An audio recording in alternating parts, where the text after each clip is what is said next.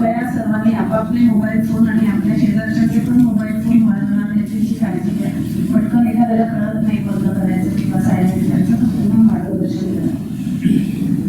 कार्यक्रमाच्या सुरुवातीलाच आपण दुर्दैवी विमान अपघातात मृतांनी दिलेल्यांना श्रद्धांजली वाहूया. व्याख्यानाची पूर्वतयारी करूया.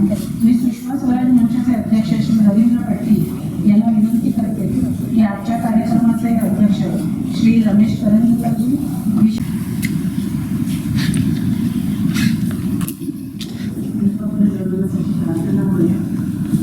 ज्ञान दीप देवेश स्थानी चात्र योग यावत् सत्रम हरिश्याम तापस्थो संयोग.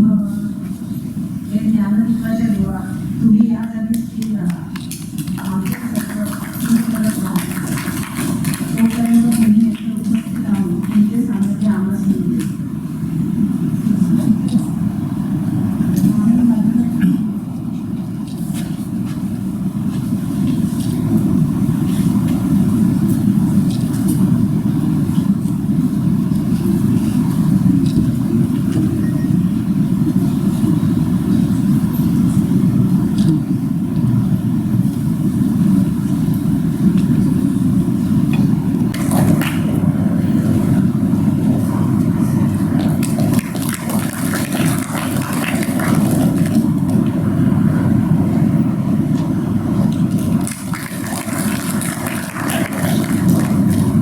अतिथींची अगदी थोडक्यात ओळख करून देते, कारण सगळ्यांनाच व्याख्यान ऐकायची उत्सुकता आहे.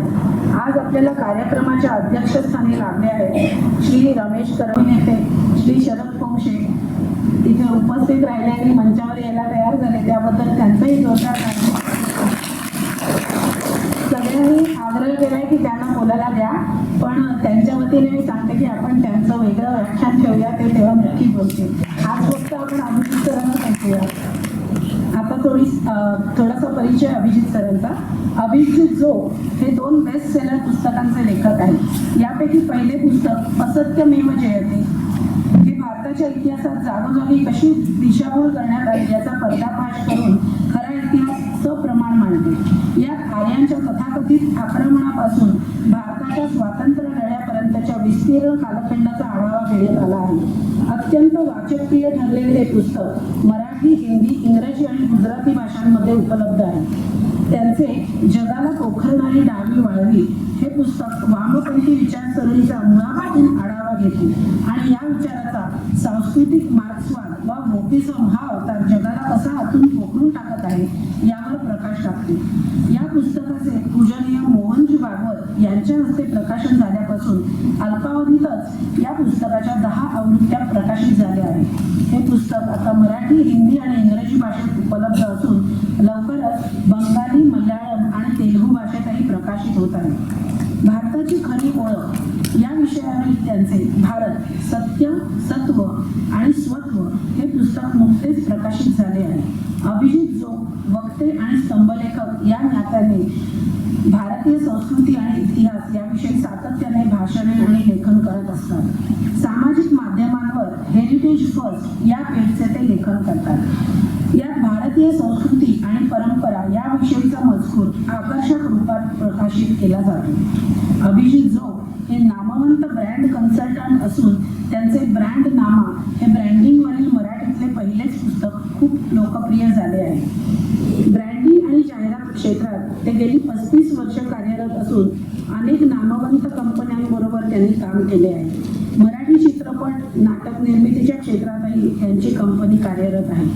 रोटरी चळवळीच्या माध्यमातून ते सामाजिक कार्यात सहभागी होतात. अनेक शैक्षणिक आणि सामाजिक संस्थांमध्ये ते विविध जबाबदाऱ्या नियमितपणे पार पाडतात. अशा बहुआयामी यशस्वी लेखकाचं व्याख्यान ऐकायचा योग सुषमा स्वराज मंचाच्या निमित्ताने जुळून आला आहे. त्यांचं जोरदार टाळ्यांनी स्वागत करू. सुषमा स्वराजचे अध्यक्ष कट्टी सर, त्यांना मी 2 शब्द बोलण्याची विनंती करते. त्यानंतर आजच्या अध्यक्षांचं मनोगत झालं की आपण लगेच व्याख्यानाला सुरुवात करू.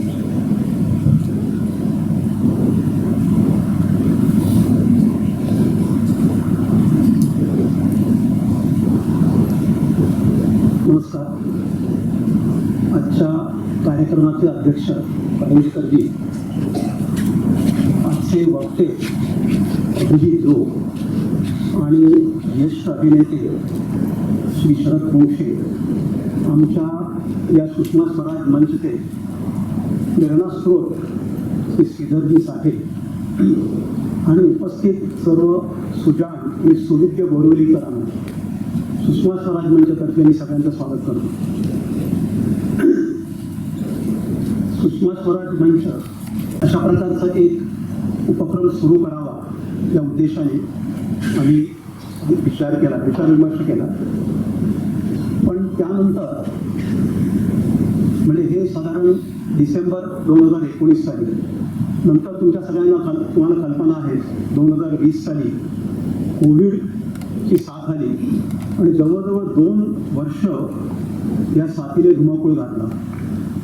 त्यामुळे प्रत्यक्ष कार्यक्रमाला सुरुवात करायला जानेवारी 2023 उजाडला.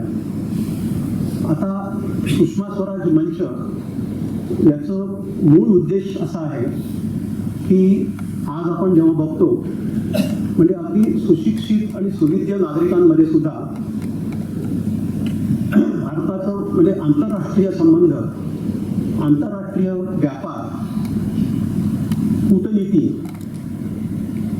डिप्लोमसी या सगळ्या विषयांवर फारशी चर्चा होत नाही. म्हणजे एक प्रकारे या बाबतीत अनभिज्ञता आढळते. म्हणजे पहा, प्रचलित राजकारण, क्रिकेट हे आपल्या आवडीचे विषय असतात आणि यावर सगळे लोक आपापली कॉमेंट आपले अभिप्राय व्यक्त करत असतात. म्हणजे विराट कोहलीने यावेळी खेळला नाही किंवा याला काढून टाकावं किंवा कुठच्या राजकीय नेत्यांनी कुठच्या महापुरुषाचा अपमान केला वगैरे वगैरे. म्हणजे असे अनेक म्हणजे चर्चा होत असते आपल्या सुविद्य चार लोक जमले की. पण ह्या आंतरराष्ट्रीय विषयांवर फारशी चर्चा होत नाही. तर हे नेमकं म्हणजे ही गरज जी ओळखून सुषमा स्वराज मंचाने हा उपक्रम चालू केला आणि यामध्ये आम्ही केवळ आंतरराष्ट्रीय स्वरूपाचे जे विषय असतात केवळ त्याच विषयांवर आम्ही इथे व्याख्यान ठेवतो आणि दरवेळी नामांकित या विषयाचे आणि ह्याच्यात अनेक पैलू आहेत. म्हणजे आंतरराष्ट्रीय संबंध आणि आंतरराष्ट्रीय व्यापार एकंदरीत बघितलं त्याचे अनेक पैलू आहेत. तर या सर्व म्हणजे क्षेत्रातले तज्ज्ञ मंडळींना आम्ही इथे बोलावून त्यांचं व्याख्यान आयोजित करत असतो. गेली 2.5 वर्ष उपक्रम चालू आहे आणि साधी गोष्ट आहे, तुम्ही लक्षात घ्या. आता ही व्याख्यान संस्कृती सुद्धा अलीकडे म्हणजे हळूहळू नष्ट होत चाललेली आहे. ही पुन्हा एक जागवावी हाही त्याचा एक उद्देश आहे. आणि आज पहा तुम्ही, आज अभिजित जो आपल्याकडे जेव्हा ते सादर करतील तेव्हा आपल्या लक्षात येईल की आज अनेक म्हणजे यूट्यूब आहे, पॉडकास्ट आपण बघतो, म्हणजे अनेक म्हणजे आयाम उपलब्ध आहेत.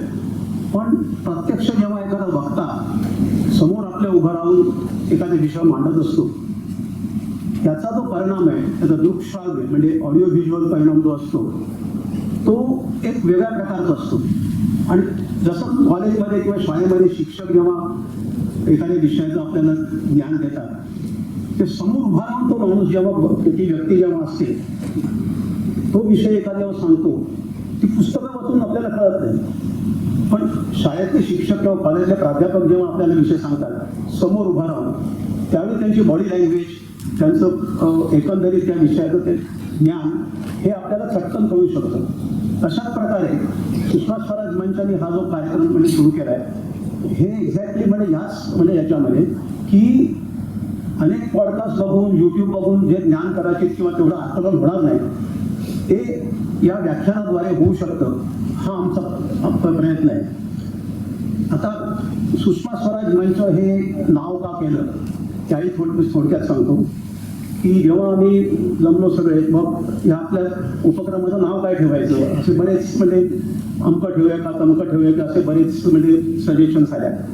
पण नंतर लक्षात आलं की आंतरराष्ट्रीय हे जे विषय आहेत या बाबतीत सुषमा स्वराज या ज्या मंत्री होत्या म्हणजे आधीच्या मंत्रिमंडळामध्ये, म्हणजे त्या एक्सटर्नल अफेअर मिनिस्टर होत्या, आणि त्यांच्या काळात त्यांनी अनेक गोष्टी केल्या.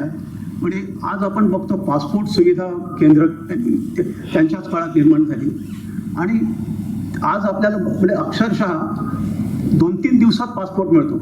म्हणजे केवढी मोठी सुधारणा केली. म्हणजे हे म्हणजे एक्सटर्नल अफेअर्स मिनिस्ट्री आहे ती सामान्य लोकांपर्यंत त्यांनी पोहोचवली.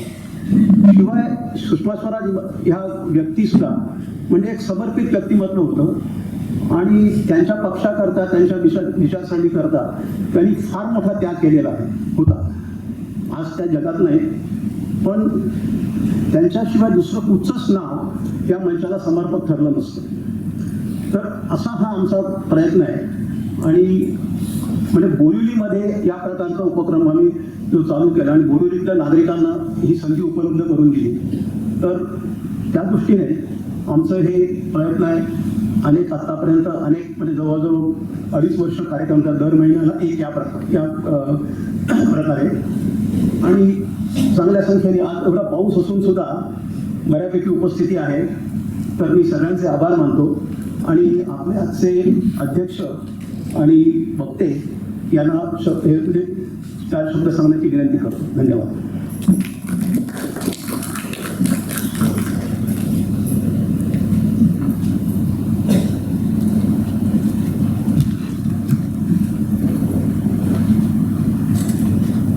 नमस्कार. या ठिकाणी सुषमा स्वराज मंचच्या या व्याख्यानाच्या कार्यक्रमाला अध्यक्ष म्हणून राहण्यासाठी जी उंची लागते ती शारीरिक किंवा दुसरी माझी नाही मला माहिती आहे. ते पहिल्यांदाच मी मान्य करतो. फक्त साठेकाकांचा आग्रह मोडता येत नाही म्हणून मी इथे आलेले. आता दुसरंच असतं की अध्यक्ष लागतोच म्हणजे अध्यक्ष नसला तर अडतं. अध्यक्ष फारसा काही गरजेचा नसतो हे पण मला माहिती आहे. कारण तुम्ही ऐकायला आले तर अभिजित जोगसरांना आणि त्यामुळे त्याच्यामध्ये व्यत्यय येता नाही एवढं व्यवधान मी राखणार आहे नक्की. पण ह्या अनुषंगाने 2 शब्द बोलायची संधी मिळाली आणि पब्लिक स्पीकिंगची आवड आहे त्यामुळे बोलतो 2 शब्द एवढंच.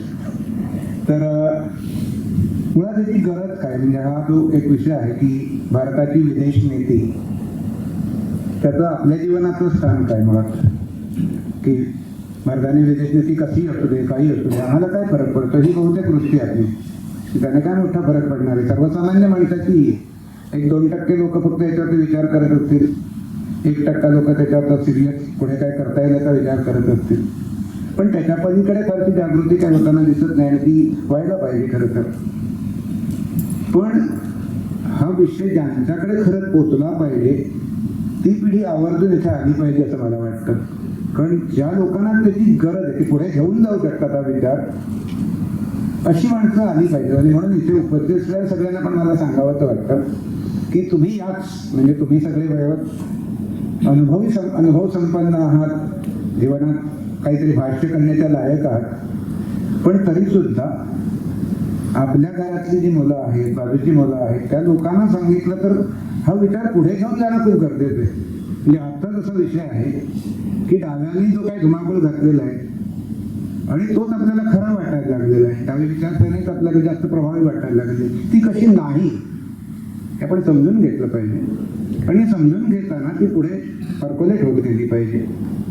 नेशन फर्स्ट हा जो विचार मोदीजींनी आल्यानंतर आपल्याला पहिल्याने मला वाटतं दिला तोपर्यंत नेशन फर्स्ट हा विचारच नव्हता. मग नेशन फर्स्ट जर असेल तर मग बाकीच्या संस्था होत नाही येतो तो शेवटी. आता मी जरी शेवटी असलो तरी I am last but I am not the least ही भावना सुद्धा तितकीच प्रकर्षाने जागृत व्हायला पाहिजे. कारण आज असं वाटतं ना प्रत्येकाला असं वाटतं मी करून काय करणार आहे. एवढा मोठा देश 140 कोटी लोकसंख्या आहे मी एकट्यानं काय. पण मी एकट्यानं तुझं परिवर्तन घडवायचं ठरवलं तर बाकीचं परिवर्तन होईल हा विचारच उद्भवत नाही. आणि त्यासाठी वस्तुस्थिती काय आहे ही मला कळणं खूप गरजेचं आहे. कारण व्हॉट्सअप युनिव्हर्सिटीमुळे जो काय गोंधळ झालेला आहे सगळीकडे आपल्याला अनेक गोष्टी ज्या सत्य नाहीत त्या सत्य वाटायला लागलेले आहेत. बरं ऑथेंटिसिटी कशी ठरवायची कशी कोणी ठरवायची त्यासाठी भाष्य करणारे माणसं आहेत पण त्यांना ऐकावंच मला वाटत नाही किंवा तो प्लॅटफॉर्म त्यांच्यासाठी म्हणजे पुन्हा त्याचं व्हॉट्सअपवरतीच आले युट्यूबवरती आले पुन्हा साक्षरता निर्माण झाली. आणि त्यामुळे अशा व्याख्यानांची गरज एवढ्यासाठी आहे की हा जो विचार आहे जो त्यांनी अभ्यास करून आपल्या पुढे मांडलेला आहे तो आपल्याकडे पोचला पाहिजे, आपल्या जीवनाचा तो भाग झाला पाहिजे आणि आपल्याला कळलं पाहिजे की ती काय करत आहे नक्की. मग या उपक्रमाने ती सार्थकता होईल असं मला वाटतं. आणि म्हणूनच जितके तुम्ही उत्सुक आहात आजचं व्याख्यान ऐकण्यासाठी तितकाच मीही उत्सुक आहे. दुर्दैवाने आज मी पहिल्यानेच इथे व्याख्यानासाठी आलो. जे एकेकाने मान्य करतो की तटे काका दरवेळेस सांगतात अरे असा असा विषय आहे, असे वक्ते आहेत. खूप इच्छा असून सुद्धा तसं मागाशी मॅडमनी सांगितलं की ब्रह्मविद्या हे सध्या सगळ्यात मुख्य, ब्रह्मविद्येचा प्रचार, आध्यात्मिकता आणि त्याचा जीवनातला उपयोग ही प्राथमिकता ठरवल्यामुळे बाकीच्या गोष्टी थोड्या बाजूला ठेवायला लागतात. आज ब्रह्मविद्या बाजूला ठेवून मी इथे आलो कारण त्यांनी माझ्या गळ्यात ही मोठी जबाबदारी घातली. तर आभारी आहे. आणि आता आपण फार तुमचा वेळ न घेता मी जोग सरांना विनंती करतो की तुम्ही हा विषय पुढे घेऊन जावा आणि एक विनंती मान्य करावी, म्हणजे जसं कौशेजी म्हणाले तसं आम्हालाही समोरून बसायची अनुमती द्यावी.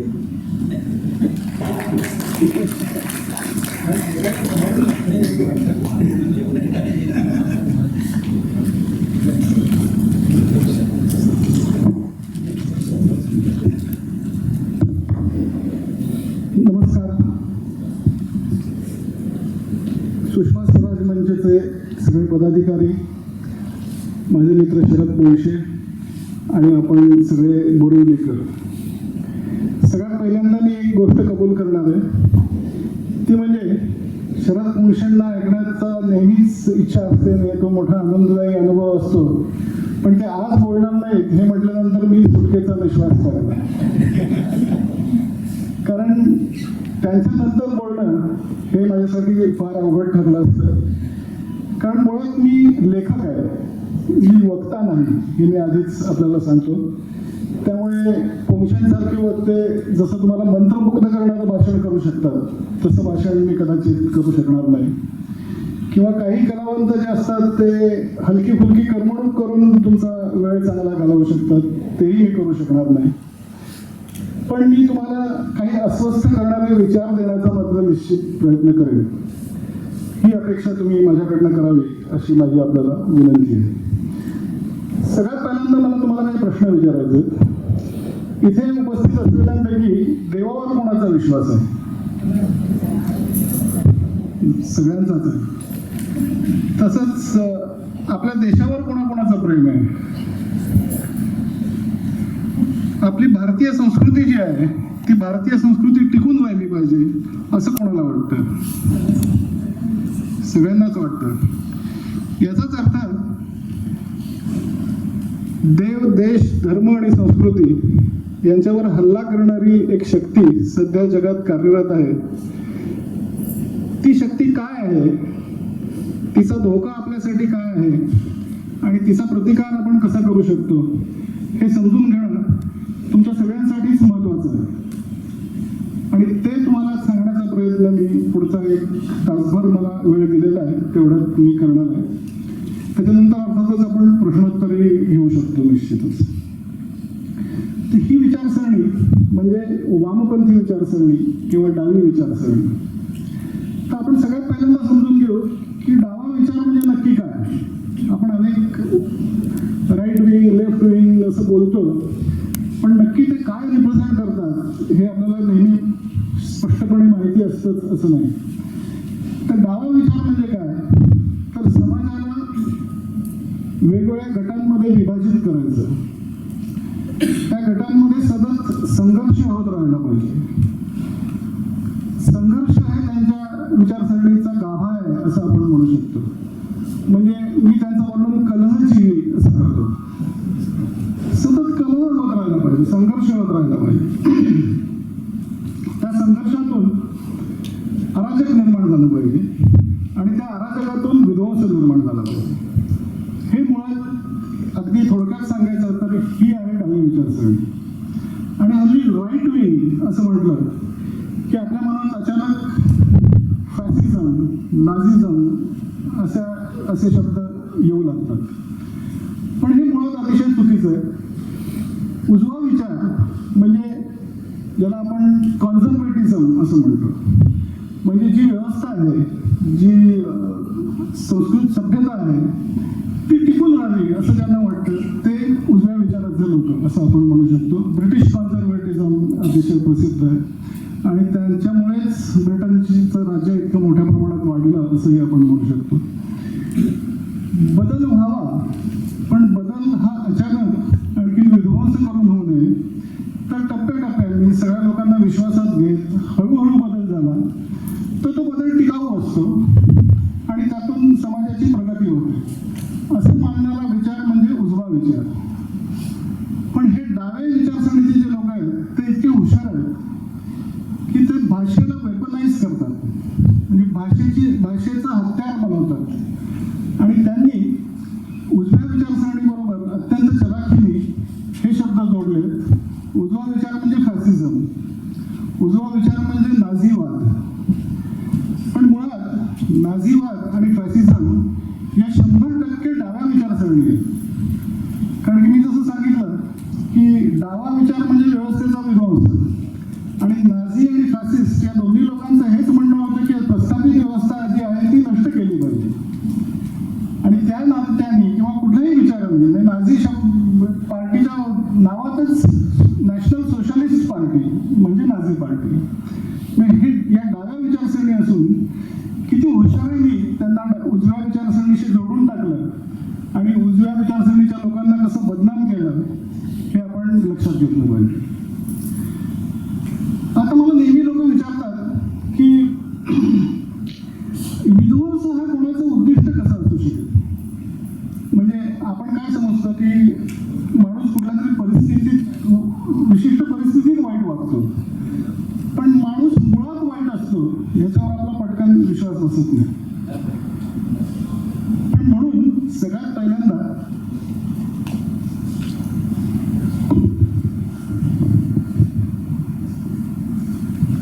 आता येत आहे बरोबर आवाज येतोय ठीक आहे. आधी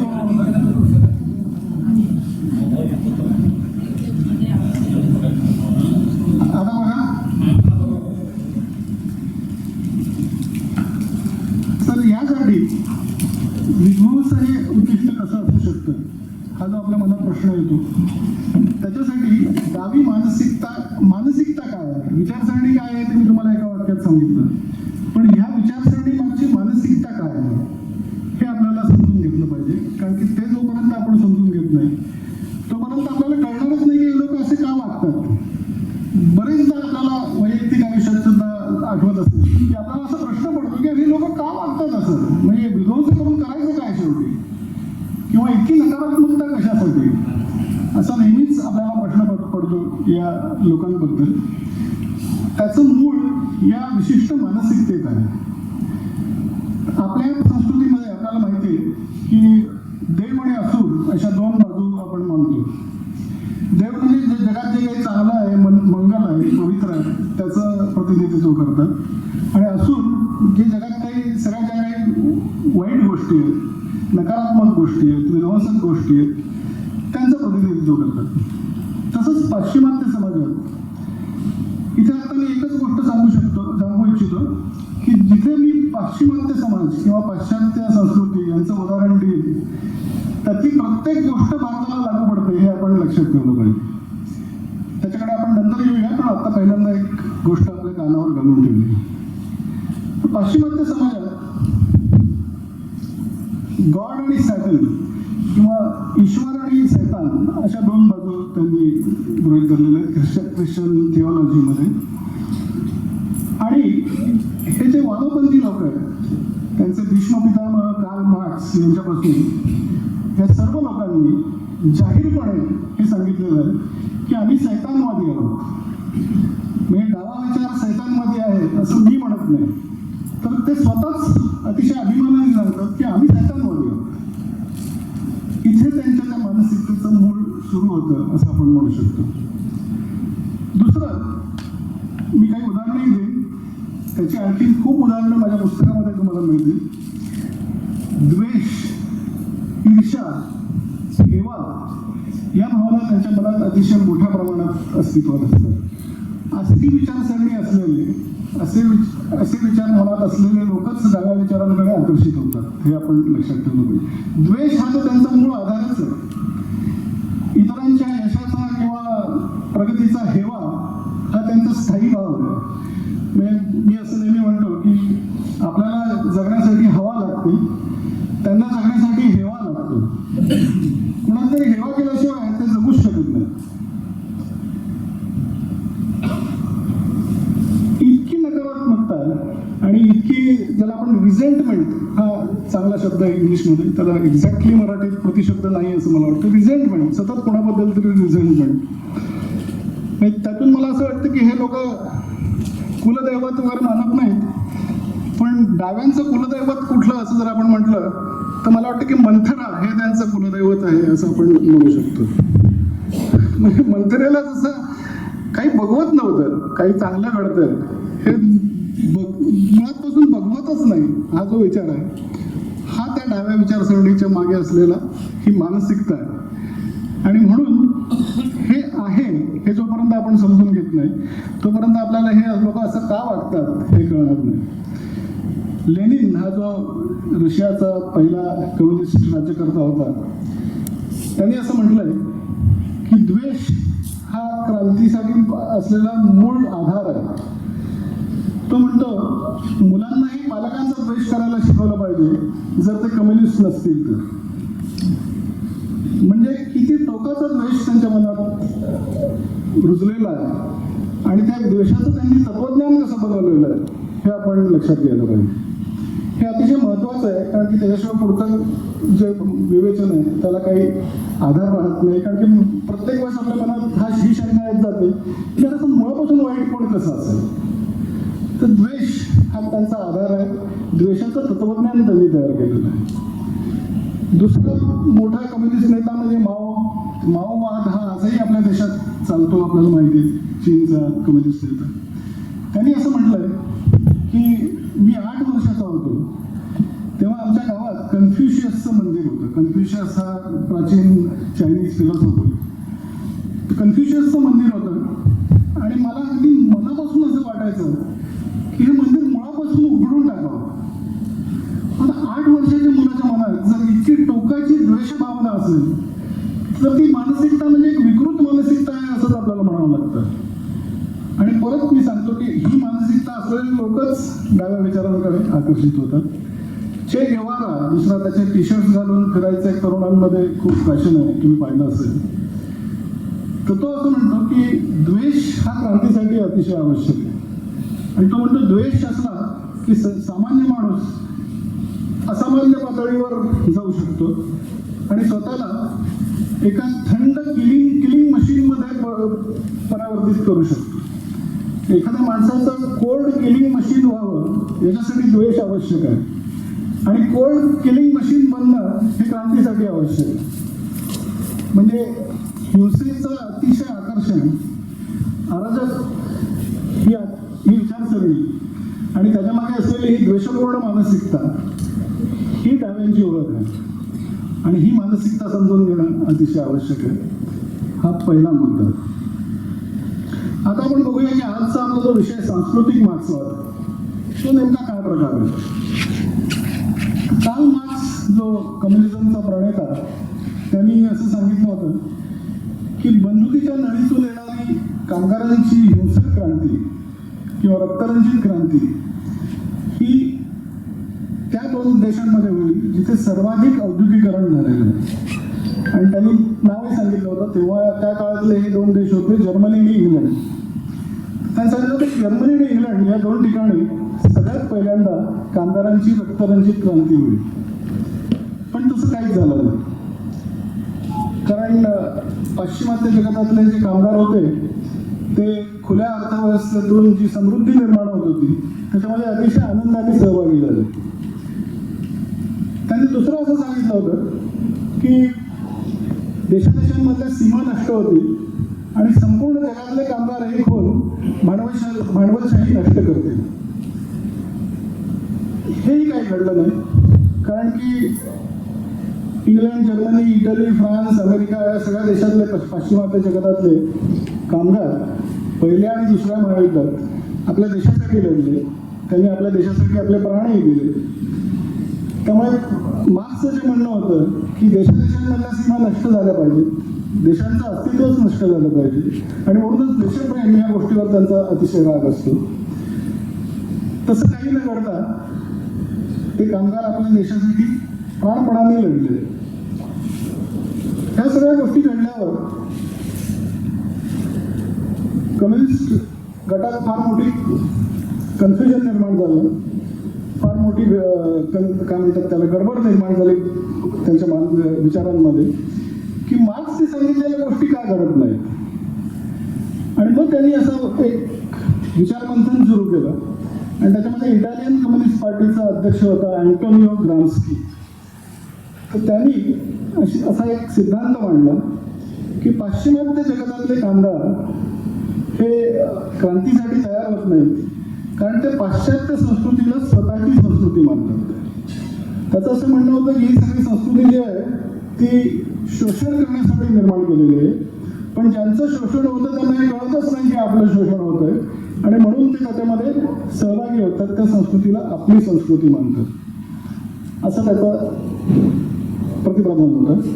आणि म्हणून त्यांनी सांगितलं की आता याची पुढची जी क्रांती असेल ती बंदुकीतून येणारी रक्तरंजित क्रांती नसेल, तर आम्ही या देशांमधल्या ज्या संस्था आहेत ज्या संस्कृतीला बळ देतात त्या संस्थांमध्ये आम्ही घुसखोरी करू आणि त्यांना आतून हळूहळू पोखरून टाकत रोज दिशाचा एक थेंब अशा पद्धतीने त्यांना कमजोर करू आणि एक दिवस या सगळ्या संस्था इतक्या कमजोर बनतील की त्या कोसळून पडतील आणि त्यांच्याबरोबरच संपूर्ण पाश्चिमात्य सभ्यता ही सुद्धा कोसळून पडेल.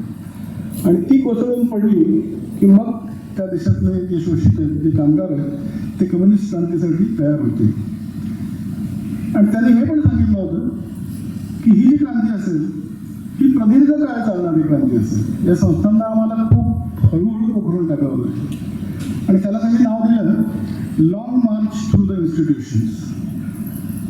संस्थांमधून वाटचाल करत प्रदीर्घ काळ चालणारी ही क्रांती असंच त्यांनी त्याला नाव दिलं होतं.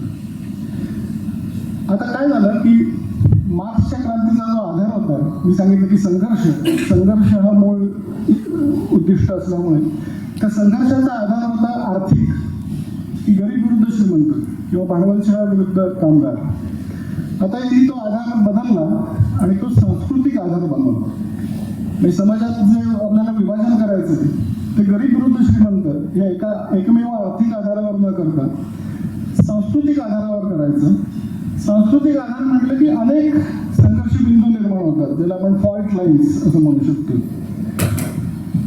उदाहरणार्थ रेस ही एक फॉल्ट लाईन आहे. म्हणजे पाश्चिमात्य जगतात गोरे विरुद्ध काळे, भारतात म्हटलं तर उच्च जाती विरुद्ध कनिष्ठ जाती. सेक्स ही दुसरी फॉल्ट लाईन आहे, स्त्री विरुद्ध पुरुष. धर्म ही तिसरी फॉल्ट लाईन आहे. भाषा ही चौथी फॉल्ट लाईन आहे. नागरिक विरुद्ध स्थलांतरित ही आणखीन एक फॉल्ट लाईन आहे. तर अशा अनेक फॉल्ट लाईन्स किंवा असे अनेक संघर्ष बिंदू ज्या क्षणी तुम्ही आर्थिक आधारावर सांस्कृतिक आधारावर येता तेव्हा हे असे अनेक संघर्ष बिंदू एकाच संघर्ष बिंदूपासून तयार होतात. आणि तिथेच सगळ्यात मोठा धोका हा सगळ्या जगाला निर्माण झाला की फक्त कारण गरीब विरुद्ध श्रीमंत याच्यात काय आहे की गरिबांची स्थिती सुधारली, त्यांचं उत्पन्न वाढलं की त्या संघर्षाचा आधारच संपतो, संघर्षाचा इच्छाच डायल्यूट होते. त्यामुळे आर्थिक आधारावरचा संघर्ष हा कधी ना कधीतरी संपतो किंवा संपू शकतो, पण सांस्कृतिक आधारावरचा संघर्ष हा कधी संपूच शकत नाही. कारण की तुम्ही त्या तथाकथित शोषित गट जो आहे त्याला सांगू शकता की नाही तुझ्यावर अन्याय होतोच आहे अजूनही, तर त्याला अंतच नाही कधी. कारण की ते आपण आणखी पुढे त्याच्याबद्दल बोलू, पण हा न संपणारा संघर्ष आहे. आणि म्हणून हे संघर्ष बिंदू जेव्हा निर्माण केले आणि सांस्कृतिक आधार जेव्हा निर्माण केला तेव्हा कधी न संपणारी संघर्ष यात्रा सुरू झाली जगामध्ये असं आपण म्हणू शकतो. आपण जर बघितलं तर गेले अनेक दशकं हे घडत आलेलं आपल्याला दिसतंय. आणि सगळ्यात गमतीची गोष्ट अशी की 1920च्या दशकात हे सगळे विचार त्यांनी मांडले आणि तेव्हाच त्यांनी हे लिहून ठेवलेलं आहे की आम्ही कशा प्रकारे हा long march through the institutions करणार आहोत. व्यवस्थित लिहून ठेवलेलं आहे. आणि ते आज वाचलं, तुम्ही माझ्या पुस्तकात वाचू शकाल. ते वाचलं की आपल्याला अक्षरशः धक्का बसतो की जे लिहून ठेवलं आहे तसंच बरोबर घडलेलं आहे गेल्या साधारण 70-80 दशकांमध्ये. मी ठरवून त्या पद्धतीने त्यांनी ते इम्प्लिमेंट केलेलं आहे. हे पाहिलं की सगळ्यात मोठा धक्का बसतो. कारण की आपल्याला असं वाटतं की इतका पुढचा विचार करून, इतकं प्रमुख काय काहीतरी योजना बनवून पिढ्यानपिढ्या ते राबवणं अशक्य आहे असं साधारणपणे आपल्याला वाटतं. पण जे एखाद्या विचाराने झपाटलेले असतात त्या लोकांना सर्वसामान्य नियम लागू होत नाही. आणि ही डावी मंडळी जी आहे ती ह्या विध्वंसाच्या आणि हिंसेच्या आणि अराजकाच्या आकर्षणाने इतके झपाटलेले आहे की त्यांनी हे घडवून आणलेलं आहे. आज आपण जर बघितलं तर पाश्चिमात्य समाज ह्या कोलॅप्स होण्याच्या मार्गावरती आहे असं आपण नक्कीच म्हणू शकतो. हे झालं आता मार्क्सच्या विचारांचा पराभव.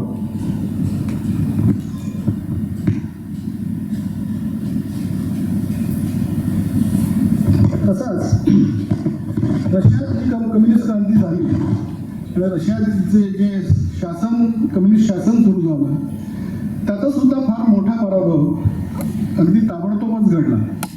1918 मध्ये तिथे पहिल्यांदा कम्युनिस्ट राज्य सुरू झालं आणि लेनिननी मार्क्सच्या विचारावर आधारित अर्थव्यवस्थेमध्ये प्रचंड मोठं परिवर्तन केलं. म्हणजे प्रायव्हेट प्रॉपर्टी ही अबॉलिश केली. खाजगी मालमत्ता नाहीच, कोणालाच खाजगी मालमत्ता ठेवायची परवानगी नाही. कोणाचा पगार किती असेल सरकार ठरवणार. सेंट्रल प्लॅनिंग, प्रायव्हेट प्रॉपर्टी नाही. शेतकऱ्यांनी सुद्धा पिकवायचं आणि मग स्वतःसाठी फक्त थोडंसं धान्य ठेवून बाकी सगळं सरकारकडे जमा करायचं. तुम्हाला कुठलंही स्वातंत्र्य नाही.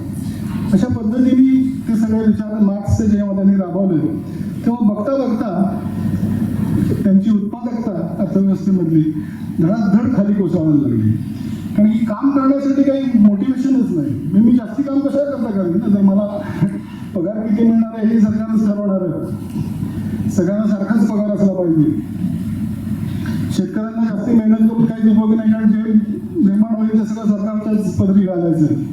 मग काम कोण करणार. आणि तसंच झालं आणि अक्षरशः चक्का जाम म्हणतो तशी अर्थव्यवस्थेची चाका पूर्णपणे थांबली. आणि 1923 पर्यंत इतकी भीषण दारुण परिस्थिती झाली. त्या 1921 साली एक मोठा दुष्काळही पडला. तर दुसरा जर अर्थव्यवस्था जागेवर असलेला देश असता तर त्या दुष्काळामध्ये तो मात करू शकला असता. पण यांची अर्थव्यवस्था आधीच थंड झालेली होती, थांबलेली होती. त्यात दुष्काळ पडला. त्यामुळे 1923 पर्यंत अक्षरशः खाण्याची भ्रांत निर्माण झाली. आणि एका संशोधकांनी अभ्यास करून ते असं दाखवलेलं आहे की कॅनिबलिझम ज्याला आपण म्हणतो, म्हणजे माणूस माणसाला खायला लागला. म्हणजे या लोकांचं असं म्हणणं असतं की आत्ताची जी मानवी सभ्यता आहे ती पूर्णपणे आम्ही नष्ट करणार आणि त्या कोऱ्या पाठीवर आम्ही एका नव्या समाजाची आणि एका नव्या माणसाची निर्मिती करणार, असं त्या डाव्या विचारसरणीचं एक प्रतिपादन असतं. पण त्याला जेव्हा जेव्हा संधी मिळाली तेव्हा कुठलीही नवी गोष्ट निर्माण करण्याची क्षमता त्यांनी आजपर्यंत कधीही दाखवलेली नाही. हे ऐकायला सगळं छान वाटतं की नवा माणूस, नवा समाज. पण प्रत्यक्ष जेव्हा वेळ येते तेव्हा त्यातलं त्यांना काहीही करता आलेलं नाही. कारण की त्यांचा मुख्यतः निर्मिती हा त्यांचा स्वभावच नाही. त्यांचा स्वभाव आहे विध्वंस. आणि तेच रशियातही घडलं. त्यांना काही नवीन निर्माण करता आलं नाही. जे आहे ते मात्र पूर्णपणे कोसळलं. लोकांना अगदी खाण्यापिण्याचे वांदे झाले. नवा माणूस निर्माण करण्याचा सोडाच, पण माणसाला जनावरांच्या पातळीवर त्यांनी आणून ठेवलं असं आपण म्हणू शकतो. आणि त्यानंतर लेनिनला स्वतःला माघार घ्यावी लागली. त्यांनी अनेक धोरणं बदलली, मार्क्सच्या धोरणांचा त्याग केला. तसं केल्याबरोबर अर्थव्यवस्था हळूहळू पुन्हा आकाराला येऊ लागली. मग स्टालिन आला. तो म्हणला की नाही, मार्क्सच्या विचारांपासून फारकत घेतलेली चालणार नाही. आपली आयडिओलॉजी चुकीची नाही आहे, आजपर्यंत इम्प्लिमेंटेशन चुकीचं झालं. हे एक त्यांचं वैशिष्ट्य आहे की ते परत फेल होतात आणि परत सांगतात की नाही, आपल्या विचारांमध्ये दोष नाही, इम्प्लिमेंटेशनमध्ये लोकांचे दोष आहेत आणि असं करून लोकांना अक्षरशः उल्लू बनवत त्यांनी अनेक वर्ष आपलं राज्य चालू ठेवलं असं आपण म्हणू शकतो. मग स्टालिननी पुन्हा ते सुरू केलं, पुन्हा प्लॅन्ड इकॉनॉमी, पंचवार्षिक योजना, त्याची कॉपी आपण भारतामध्ये केली आणि पुन्हा तेच झालं, पुन्हा इकॉनॉमी कोलॅप्स झाली, पुन्हा स्टालिनलाही माघार घ्यावी लागली. असं करत करत काही वर्षातच हे लक्षात आलं की मार्क्सच्या विचारांवर राज्य चालवता येत नाही आणि 1957 साली ख्रुश्चेव म्हणून आपल्यापैकी ज्येष्ठ मंडळींना आठवत असेल, त्यांनी जाहीरपणे सगळ्या जगाला सांगितलं की स्टालिनच्या राज्यात रशियन लोकांवरती किती प्रचंड मोठ्या प्रमाणात अत्याचार झाले, अन्याय झाला आणि सगळ्या जगाला हे कळलं की रशियन किंवा कम्युनिस्ट राजवटीत सर्वसामान्य लोकांचं आयुष्य हे अत्यंत हालाखीचं असतं. त्यांना अत्यंत मोठी गरिबी आणि अत्याचार यांचा सामना करावा लागतो. अशा पद्धतीने पूर्ण त्यांची इमेज जी होती ती पूर्णपणे कोलॅप्स झाली आणि त्याच वेळी पाश्चिमात्य समाजात 50च्या दशकात समृद्धी खूप मोठ्या प्रमाणात वाढत होती, अर्थव्यवस्था खूप मजबूत होत होत्या सगळ्या आणि सर्वसामान्य लोकांचं आयुष्य, त्याचा स्तर ज्याला आपण म्हणतो क्वालिटी ऑफ लाईफ, त्याच्यामध्ये झपाट्याने वाढ होत होती. तर हा जो फरक आहे दोन्ही अर्थव्यवस्थांमधला तो अतिशय स्पष्टपणे समोर यायला लागला आणि जसं मी सांगितलं की हेवा हा त्यांचा मुख्य क्वालिफाईंग ॲट्रिब्यूट असतो असं आपण म्हणू शकतो. तर त्यामुळे त्यांना हे काही सहन होईना की आपल्या विचारसरणीनुसार सगळं संपत चाललेलं आहे आणि पाश्चिमात्य जगतात मात्र खूप मोठ्या प्रमाणात प्रगती होते, सुबत्ता येते, समृद्धी येते. तर मग त्यांनी ठरवलं की हे पाश्चिमात्य जगतातलं जे सर्वसामान्य लोकांचं आयुष्य आहे ते सुद्धा आपण खाली घेसायचं. त्याला एलिएनेशन अँड हेल्पलेसनेस असं त्यांनी लिहिलेलं आहे. तुटलेपणाची भावना, आणखीन हेल्पलेसनेस म्हणजे काय म्हणू आपण त्याला, की नाही आता काही खरं नाही अशा पद्धतीचे विचार या जगतात सुद्धा निर्माण व्हावेत म्हणून त्यांनी एक नवीन थेअरी मांडली. ही कोणी मांडली ही मी सांगतोय तुम्हाला कदाचित विश्वास बसणार नाही की असं कोणी विचार करत असेल, म्हणून मी तुम्हाला आधी त्यांची मानसिकता काय आहे ते तेवढ्यासाठी समजून सांगितलं. फ्रँकफर्ट स्कूल नावाचा एक जर्मन प्रोफेसरचा एक गट होता आणि त्या फ्रँकफर्ट स्कूलमधल्या प्रोफेसर्सना हिटलरनी त्याच्या राजवटीत जर्मनीतनं बाहेर काढलं. तिथून ते कोलंबिया विद्यापीठात गेले अमेरिकेत आणि तिथून ते अमेरिकेतल्या विविध विद्यापीठांमध्ये पसरले आणि त्यांनी तिथे आपला वैचारिक प्रभाव निर्माण केला खूप मोठ्या प्रमाणात. सगळ्या अमेरिकेतल्या विद्यापीठांमध्ये या फ्रँकफर्ट स्कूलच्या प्रोफेसर्सचा खूप मोठा प्रभाव निर्माण झाला आणि त्यांनी एक थेअरी मांडली ज्याला म्हणतात क्रिटिकल थेअरी. ते क्रिटिकल थेअरीमध्ये 3 गोष्टींचा समावेश होता. पहिली गोष्ट म्हणजे मार्क्सवाद. मार्क्सवादाचा जो मूळ आधार आहे की समाजाला गटागटांमध्ये विभाजित करा आणि त्याच्यामध्ये संघर्ष भडकावा, हे तसंच त्यांनी ठेवलं ते क्रिटिकल थेअरीमध्ये. दुसरा विचार म्हणजे पोस्ट मॉडर्निझम. त्या पोस्ट मॉडर्निझमनुसार अगदी थोडक्यात सांगायचं तर वस्तुनिष्ठ सत्य असं काही नसतंच किंवा वस्तुनिष्ठ वास्तव असं काहीही नसतं. हा त्याचा मूळ आधार आहे. म्हणजे थोडक्यात काय की सत्य आणि वास्तव जर बघितलं तर कम्युनिस्ट राजवटीत काहीच चांगलं घडत नाही हे जेव्हा सिद्ध झालं की दुसरं कोणी असतं तर त्यांनी म्हटलं असतं की ह्याच्याकडे एक तर आपण दुर्लक्ष करू किंवा आमचं चुकलं असं म्हणून आपण कोर्स करेक्शन करू. पण कम्युनिस्ट आहेत ते हे कधीच करणार नाही. त्यामुळे त्यांनी सत्य किंवा वास्तव हेच चुकीचं आहे अशी एक थिअरी मांडली आणि कुठल्याही गोष्टीला अतिशय तत्वज्ञानाचा किंवा विद्वत्तेचा मुलामा देणं हे त्यांना फार चांगलं जमतं आणि त्याप्रमाणे त्यांनी तो एक विद्वत्तेचा मुलामा देऊन ही क्रिटिकल थेअरी म्हणून थेअरी मांडली आणि त्याच्यामध्ये त्यांनी असं सांगितलं की वस्तुनिष्ठ वास्तव असं काही नसतं. माय ट्रूथ व्हर्सेस युअर ट्रूथ आणि प्रत्येकाचं ट्रूथ हे त्याच्या लिव्ड एक्सपिरियन्सवरती अवलंबून असतं. थोडंसं अवघड आहे म्हणून समजून घ्या. तर हा एक विचार आणि तिसरा विचार म्हणजे पहिला कम्युनिझम, दुसरा पोस्ट मॉडर्निझम आणि तिसरा पॅन सेक्शुअलिझम म्हणजे लैंगिकतेचा अतिरेक. कुठलीही बंधनं लैंगिकतेवरती नसावीत त्याच्याबद्दल आपण पुढे बोलणार आहोत. या 3 गोष्टींवर आधारित त्यांनी थेअरी मांडली आणि मग त्यांनी अमेरिकेत मुख्यतः आणि इतर पश्चिम युरोपमध्ये याचं इम्प्लिमेंटेशन सुरू केलं. त्याचे टप्पे असे होते की हे जे वेगवेगळे हॉटलाईन्स आहेत, रेस, सेक्स, रिलिजन, लँग्वेज, ह्याच्यामध्ये सगळ्या समाजाला विभाजित करायचं. त्यांच्यामध्ये सतत संघर्ष भडकत राहिला पाहिजे, हे मूळ कमी करून तसंच होतं. पण त्यात त्यांनी हे सांगितलं की शोषक हे कधीच बरोबर असू शकत नाही, कारण की तरी नथिंग लाईक ट्रुथ, तरी नथिंग लाईक रियालिटी. त्यामुळे एखाद्या परिस्थितीत कोण कसं वागलं याला काही अर्थ नाही.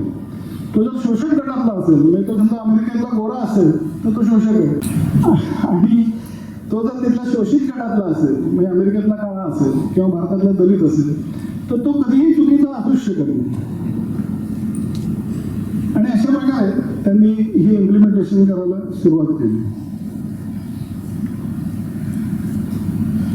1960च्या दशकात या प्राध्यापकांपासून प्रेरणा घेतलेल्या विद्यार्थ्यांनी एक फार मोठी डावी विद्यार्थी चळवळ उभी केली अमेरिकेत, फ्रान्समध्ये आणि इतर देशांमध्ये पाश्चिमात्य जगात. आणि त्याचे हिरो होते सगळे फ्रँकफर्ट स्कूलचे प्रोफेसर्स. आणि ती जेव्हा चळवळ संपली तेव्हा हे परत आले आणि त्यांनी वेगवेगळ्या संस्थांमध्ये घुसखोरी करून आपले विचार तिथे प्रस्तुत करायला सुरुवात केली. त्याच्यामध्ये सगळ्यात पहिला टप्पा होता, त्यांनी शिक्षकांना जिथे शिकवलं जातं, जसं आपण B.Ed, M.Ed वगैरे म्हणतो, त्या संस्थांमध्ये त्या संस्था ताब्यात घेतल्या. तर त्यांना माहिती होतं की आपण शिकवलेले जे शिक्षक आहेत त्यांनी शिकवलेल्या पिढ्या जशा बाहेर पडायला लागतील आणि त्या वेगवेगळ्या संस्थांमध्ये अधिकार पदावर जातील, तेव्हा ती सगळी क्षेत्र हे आपल्या विचारांनी प्रभावित होते. किती पुढचा विचार त्यांनी केला होता आणि तो कसा इम्प्लिमेंट केला बघा. शिक्षकांना ट्रेनिंग द टीचर्स, आणि त्याच्यात 2 नावं होती. एक होता बिल आयर्स आणि त्याची बायको बेर्नार्डिन डोहन. हे दोघं त्या विद्यार्थी चळवळीत सामील झालेले होते आणि त्यांनी येऊन हे शिक्षकांना शिकवणाऱ्या संस्था हळूहळू ताब्यात घ्यायला सुरुवात केली.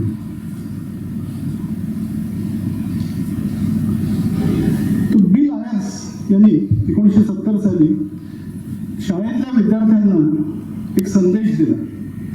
तो संदेश मी तुम्हाला वाचून दाखवतो, म्हणजे काय पद्धतीने ते लोकांचं मन इनडॉक्ट्रिनेट करत होते ते आपण समजून घेऊ शकतो. तो असं म्हणतो, Bill Ayers, kill all the rich people, सगळ्या श्रीमंत लोकांना मारून टाका. Break up their cars and apartments, म्हणजे त्यांच्या कार्स आणि त्यांची घरं तोडून टाका. ब्रिंग द रिव्होल्युशन होम, क्रांती घरी घेऊन या. आणि शेवटचं वाक्य आहे, किल युअर पेरेंट्स, तुमच्या आई वडिलांना मारून टाका. कारण त्यांचं असं म्हणणं असतं नेहमी कम्युनिस्टांना संस्था मोडायच्या. Long march to the institution, त्या संस्था कुठल्या? तर पहिली संस्था म्हणजे कुटुंब संस्था. कुटुंब संस्था नष्ट झाली पाहिजे. कारण त्यांचं असं म्हणणं असतं की हे जे कॉन्झर्वेटिव्ह विचार आहेत, उजवे विचार आहेत, म्हणजे थोडक्यात आपण संस्कार म्हणतो, ते संस्कार मुलांना आपल्या कुटुंबात मिळतात आणि ते एकदा संस्कार मनात ठसले की मग ती मुलं क्रांतीकडे पाठ फिरवतात. म्हणून कुटुंबच संपली पाहिजे. म्हणून तो सांगतो, किल युअर पेरेंट्स. आणि ही बेर्नार्डिन डोहन जी आहे त्याची बायको, तेव्हाचे FBI जे प्रमुख होते, त्यांनी असं म्हटलं होतं की she is the most dangerous woman in America. तर अशा लोकांनी शिकवलेले शिक्षक आज अमेरिकेतली शिक्षण पद्धती चालवतात, हे जेव्हा आपण समजून घेतो तेव्हा आपल्याला फार मोठा धक्का बसतो. आणि आपण असं समजत होतो की 1991 साली जेव्हा USSR सोव्हिएत युनियनचा कोलॅप्स झाला, त्याच्यानंतर कम्युनिझम संपला आणि अमेरिका एक भांडवलशाहीचा फार मोठा गड आहे असं आपण म्हणत होतो. पण 1960-1970च्या दशकापासून तिथे हे विचार कशा पद्धतीने पेरले जात होते हे आपल्याला हे वाचलं किंवा हे जाणून घेतलं की समजतं. ह्या लोकांनी शिकवलेले शिक्षण, त्या शिक्षकांनी शिकवलेल्या पुढच्या 3-4 पिढ्या ह्या जेव्हा सामाजिक जीवनात आल्या तेव्हा ते विचार घेऊनच ते आल्या. आणि म्हणून आज आपण जे अमेरिकेत बघतो प्रकार आहे किंवा कल्चरल मार्क्सिझम हा इतक्या मोठ्या प्रमाणात का प्रभावित झाला, हा दुसरा प्रश्न लोकांना असतो की अमेरिकेत कुठलं कम्युनिझम, असं मला लोक विचारतात. अमेरिकेत तर कॅपिटलिझमचा तो सगळ्यात मोठा गड आहे, तर तसं नाही आहे दुर्दैवाने. हा जो कल्चरल मार्क्सिझम आहे हा अमेरिकेत गेल्या काही दशकांपासून फार मोठ्या प्रमाणात रुजवण्यात आलेला आहे. रुजलेला आहे असं नाही म्हणणार, रुजवण्यात आलेला आहे. तो कशा पद्धतीने रुजवण्यात आलेला आहे ते मी तुम्हाला थोडक्यात सांगतो. तर आता यांनी जेव्हा अशा पद्धतीने शिक्षण संस्था, न्याय व्यवस्था, हॉलिवूड, मीडिया, सगळ्या इन्स्टिट्यूशन्स, ज्या प्रोफेशनल इन्स्टिट्यूशन ज्याला आपण म्हणतो ना, म्हणजे इंडियन मेडिकल असोसिएशन तशी अमेरिकन मेडिकल असोसिएशन आहे.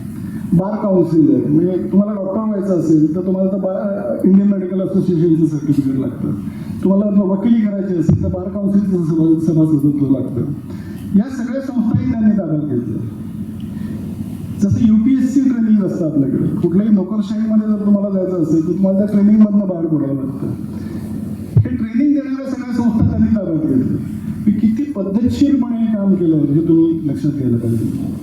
आणि ह्या अशा पद्धतीने सगळ्या समाजात आपले विचार रुजवल्यानंतर मग त्यांनी प्रत्यक्ष हे विध्वंस घडवण्याचं काम कसं केलं ते आपण जितका वेळ आपल्याला असेल तेवढ्याच्यात मी तुम्हाला सांगतो. निदान कुटुंब पद्धतीबद्दल आपण जाणून घेऊया की पाश्चात्य जगात कुटुंब व्यवस्था ही पूर्णपणे मोडकळीला आलेली आहे. हे आपल्याला सगळ्यांना माहिती आहे, आपण बघतो.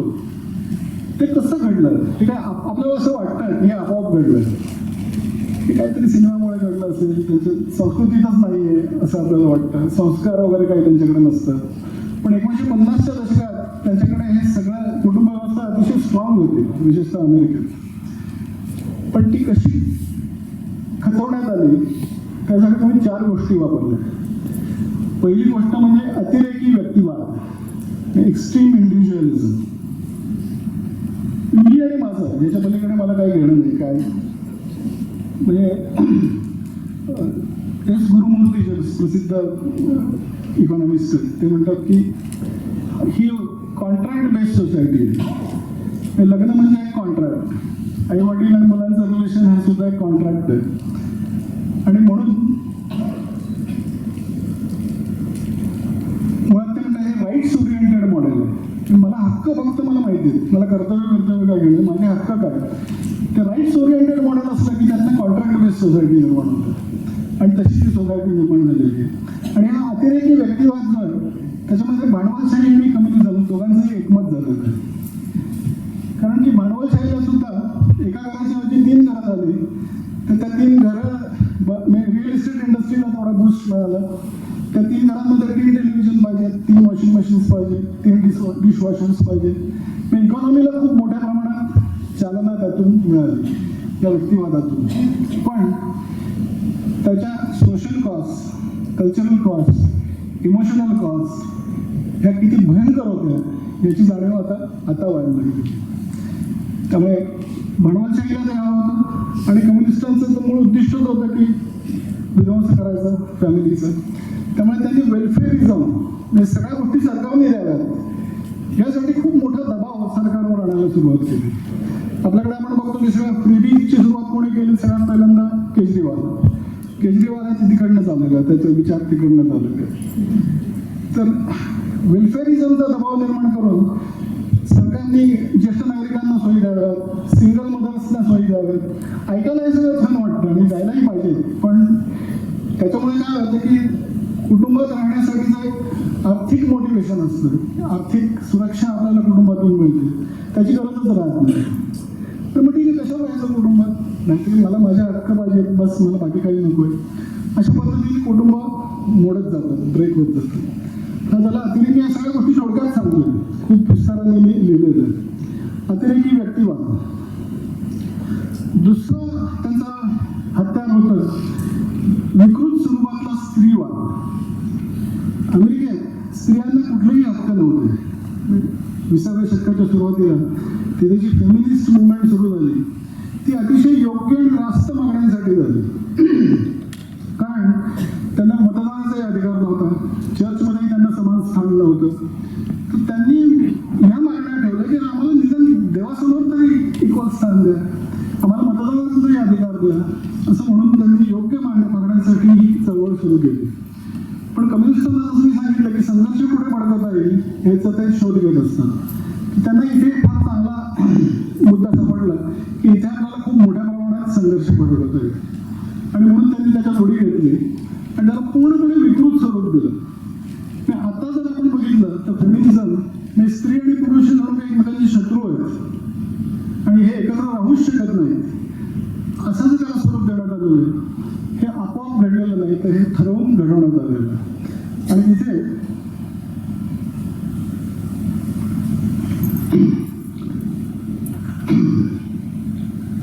मुख्य त्यांचा भर असा आहे की स्त्रियांनी जास्तीत जास्त पुरुषी बनावं. ते स्त्रियांना सांगतात की तुम्हाला पुरुषांची गरजच काय, पुरुष जे करतात ते प्रत्येक गोष्ट तुम्ही केली पाहिजे आणि ती पुरुष करतात तशीच केली पाहिजे. आता स्त्री आणि पुरुष हे मुळात दोन वेगळी अस्तित्व आहेत. त्यांना वेगळे गुणधर्म आहेत, त्यांच्याकडे काही वेगळ्या स्ट्रेंथ्स आणि विकनेसेस आहेत. आणि अनेक जॉब्स असे आहेत की ज्याच्यामध्ये स्त्रियांनी त्यांचे गुणधर्म जे आहेत, त्यांचे जे प्लस पॉईंट्स आहेत, संवेदनशीलता, ते जर आणले तर ते पुरुषांपेक्षाही चांगल्या पद्धतीने ते काम करू शकतील, करतात. पण त्यांनाही सांगण्यात आलं की नाही, तुम्ही प्रत्येक गोष्ट पुरुषांसारखीच केली पाहिजे. आणि ते स्त्रियांना जास्तीत जास्त पुरुषी बनवलं.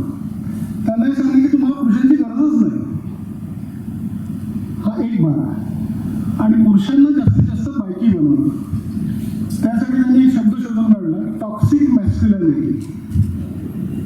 म्हणजे पुरुषांचं पुरुषत्वाची त्याला लाज वाटली पाहिजे, मग ते पुरुषत्व लपवण्याचा त्यांनी प्रयत्न केला पाहिजे. अशा पद्धतीने समाजात एक अत्यंत मोठ्या प्रमाणात विकृती पसरवण्यात आली. पुरुषांचं पुरुषत्व कमी व्हावं, स्त्रियांचं स्त्रीत्व कमी व्हावं, आणि त्यातूनच मग जे रिप्रोडक्टिव्ह रेट वगैरे हल्ली कमी होत चाललं आहे, त्याच्यामागे सुद्धा एक फार महत्त्वाचं कारण हे आहे की दोघांनाही आपापले नैसर्गिक ज्या जाणीवा आहेत त्या सप्रेस करण्याला प्रवृत्त केलं जातं. तर ही विकृती जी आहे ही सुद्धा ठरवून आणण्यात आलेली आहे. टॉक्सिक मॅस्क्युलिनिटी या एका शब्दाने पुरुषांना आपल्या पुरुषत्वाची लाज बाळगायला शिकवण्यात आलेलं आहे. मग सांगितलं वेपनायझेशन ऑफ लँग्वेज, तर हेच टूल आहे की त्याच्या वापरतात की शब्द म्हणजे शस्त्र बनवायचं आणि त्या शस्त्राचा वापर करून, इथे एक उदाहरण देतो पुढे जायच्या आधी.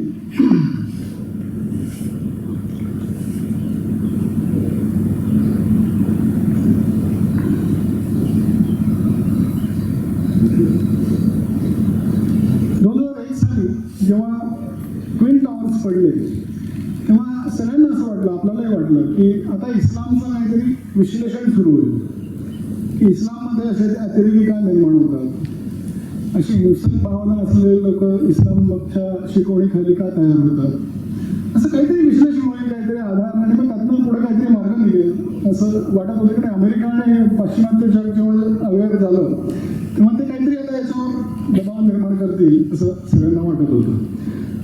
पण त्यांनी एकच शब्द काढला, इस्लामोफोबिया. आणि इस्लामोफोबियाचा शिक्का आपल्यावर बसू नये म्हणून कोणी इस्लामबद्दल बोलणंच बंद केलं. इस्लामचं विश्लेषण तर सोडायच, पण इस्लाम हा शब्दच काढायचा नाही.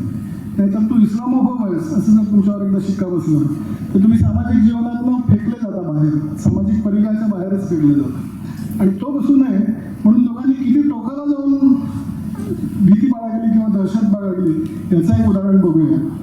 इंग्लंडमध्ये अक्षरशः हजारो ब्रिटिश मुलींवरती, लहान मुली आणि तरुणी यांच्यावरती पाकिस्तानी पुरुषांनी अत्यंत मोठ्या प्रमाणात त्यांचं लैंगिक शोषण केलं. आणि ह्याच्यावर ब्रिटिश सरकारने कुठलीही ऍक्शन घेतली नाही. आत्ताचे जे पंतप्रधान आहेत स्टार्मर, ते तेव्हा अटॉर्नी जनरल होते आणि या मुलींना न्याय मिळवून देणं ही त्यांची जबाबदारी होती. पण त्यांनी अत्यंत निर्लज्जपणे असं सांगितलं की या सगळ्या मुली स्वतःहूनच त्याच्यात सहभागी झाल्या होत्या, त्यामुळे त्याबद्दल काही करायचं कारण नाही. लहान लहान 7 आणि 8 वर्षाच्या मुली जर स्वतःहून त्याच्यात सहभागी झाल्या असं तुम्ही म्हणत असाल तर ही कुठल्या टोकाची विकृती आहे आणि ती तुमच्यावर लादणारा हा जो वोकिझम आहे तो किती भयानक विचार आहे हे आपण समजून घेऊ शकतो. तर असं हे वेपनायझेशन ऑफ लँग्वेज. आता फॅमिली संपवण्यासाठी आपण बघितलं अतिरेकी व्यक्तिवाद आणि विकृत स्वरूपातला स्त्रीवाद.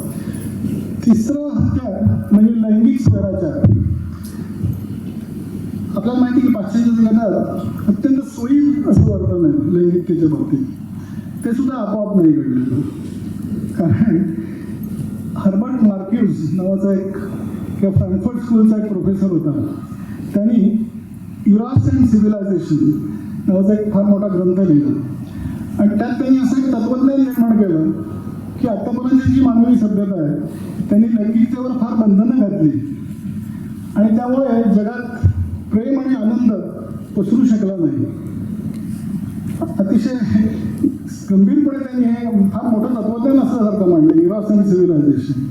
आणि म्हणून लैंगिकतेला मुक्त करणं हे जगात प्रेम निर्माण व्हावं सगळीकडे आणि आनंद निर्माण व्हावं यासाठी हे आवश्यक आहे. तो काय म्हणतो बघा, ते एक वाक्य मी तुम्हाला सांगतो. मार्क्यूज म्हणतो, मानवी शरीराला श्रमाचे नव्हे तर सुखाचे साधन बनवणे हे ध्येय आहे. कारण मानवाची मुक्ती ही सुखाला प्राधान्य देण्यात आणि कामुकतेला बंधमुक्त करण्यात आहे. आता हा विचार एक तत्वज्ञान म्हणून जर कोणी मांडत असेल तर त्याचं उद्दिष्ट जगाचा विध्वंस याच्याशिवाय दुसरं काय असू शकतं.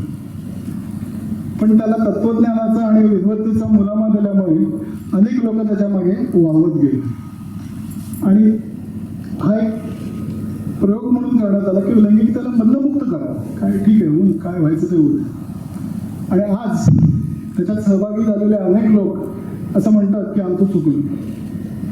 यातनं प्रेम आणि आनंद नाही तर anxiety, low self esteem, suicidal tendencies या सगळ्या गोष्टी याच्यातनं निर्माण झालेल्या आहेत. ते पुन्हा emotional cost, social cost, cultural cost किती मोठ्या प्रमाणात पाश्चात्य समाजाला द्यायला लागली हे आपण समजून घ्यायला पाहिजे. आणि हे आपल्याकडे होऊ नये म्हणून आज आपण हे समजून घ्यायचं आहे आणि म्हणून आपल्याला आज जागृत व्हायचं आहे. आणि आता शेवटचा मुद्दा या कुटुंब व्यवस्थेच्या विध्वंसामधला आणि सगळ्यात भयानक, त्यावर मी आणखी थोडासा जास्ती वेळ घेईल. किती आपलं 10 मिनिटं आहे ना. तो चौथा मुद्दा म्हणजे ट्रान्सजेंडरिझम. तर आपल्याला माहिती आहे की स्त्री आणि पुरुष ही दोन वेगळी बायोलॉजिकल एंटिटीज आहेत. जीवशास्त्रीय ओळखी आहेत या दोन. XX क्रोमोझोम, पण सायन्स स्टुडंट असतील तर आपल्याला नक्कीच लक्षात येईल की XX क्रोमोझोम्स असतील तर ती स्त्री आणि XY क्रोमोझोम असतील तर तो पुरुष. हे निसर्गाने ठरवलेलं आहे, हे वैज्ञानिक सत्य आहे. पण यांनी अशी मांडणी केली की लिंग आणि जेंडर या दोन वेगळ्या गोष्टी. लिंग तुमचं काही असलं तरी जेंडर हे तुमचा समाज किंवा तुमच्या जन्माच्या वेळेस तुमचे डॉक्टर आणि आईवडील हे तुम्हाला देतात. आणि इथं तुम्हाला कोणीतरी देतं म्हटलं की तुम्हाला नाकारण्याचा हक्क असला पाहिजे, अशी त्यांची मांडणी आहे. आता याचे परिणाम बघा. ते 3 आणि 4 त्यांचं असं म्हणणं आहे की आपल्याला जे दिलेलं जेंडर आहे ते आपल्याला हवं आहे की नको हे आपल्याला 3ऱ्या किंवा 4थ्या वर्षीच कळतं मुलांना. आणि म्हणून एक प्री प्रायमरी लेवललाच शाळांमध्ये जाऊन मुलांना असं सांगतात आणि शिकवतात की तुम्हाला दिलेलं जेंडर नको असेल तर ते तुम्ही बदलू शकता आणि त्यासाठी तुम्हाला पालकांच्या परवानगीची गरज नाही. आता मी तुम्हाला सगळ्यात मोठा धक्का देतो की तुम्हाला असं वाटत असेल की हे अमेरिकेत चाललंय, आपल्याला काय त्याची पडली. तर असं नाही आहे. पुण्यातल्या एका शाळेत आत्ता 4 महिन्यापूर्वी असे काही ॲक्टिव्हिस्ट किंवा NGOज ज्याला आपण म्हणतो ते आले आणि त्यांनी असं सांगितलं मुलांना प्री प्रायमरीमधलं की तुम्हाला तुमचं जेंडर जर वाटत असेल की हे नको आहे मला तर तुम्ही बदलू शकता, काय प्रॉब्लेम नाही. आणि ते जर बदलायचं असेल तर आईवडिलांना सांगू नका, हे सांगायची गरज नाही असं पण नाही, सांगू नका, आम्हाला फोन करा असं म्हणून त्यांनी त्यांची कारणं वाटली. म्हणजे आपल्या दाराशी नाही, आपल्या घरात आलेल्या आहेत या गोष्टी. आता पुढे जाऊया. हे 3-4 वर्ष. मग जर 12-13 वर्षाच्या मुलीला वाटलं की मला माझं नाही, नको, मला मुलगा व्हायचा आहे, मला मुलगी नाही राहायचं, तर तिला हार्मोन सप्रेसन्स किंवा हार्मोनची इंजेक्शन्स देऊन पुरुषांची हार्मोन तिच्यामध्ये इंडक्ट केली जातात. तिच्या शरीरावर शस्त्रक्रिया करून तिचं शरीर बदलण्यात येतं आणि तिला मुलगा बनवण्यात येतं. आणि यासाठी सुद्धा पालकांच्या परवानगीची गरज नाही. पालकांनी जर याला ऑपरेशन केलं तर त्यांच्यावर खटले भरले जातात की तुम्ही त्यांचे ट्रान्सजेंडर राईट्स दाबून टाकताय. तुम्ही म्हटलं राईट्स ओरिएंटेड मॉडेल, तर तुम्ही त्यांच्या ट्रान्सजेंडर राईट्सवरती त्यांचे पालक सुद्धा त्याला थांबवू शकत नाहीत.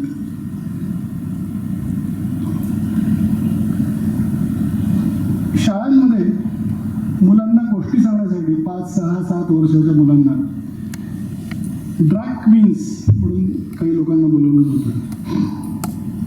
हे ड्रॅग क्वीन जे असतात ते पुरुष असतात, पण ते स्वतःला स्त्री समजतात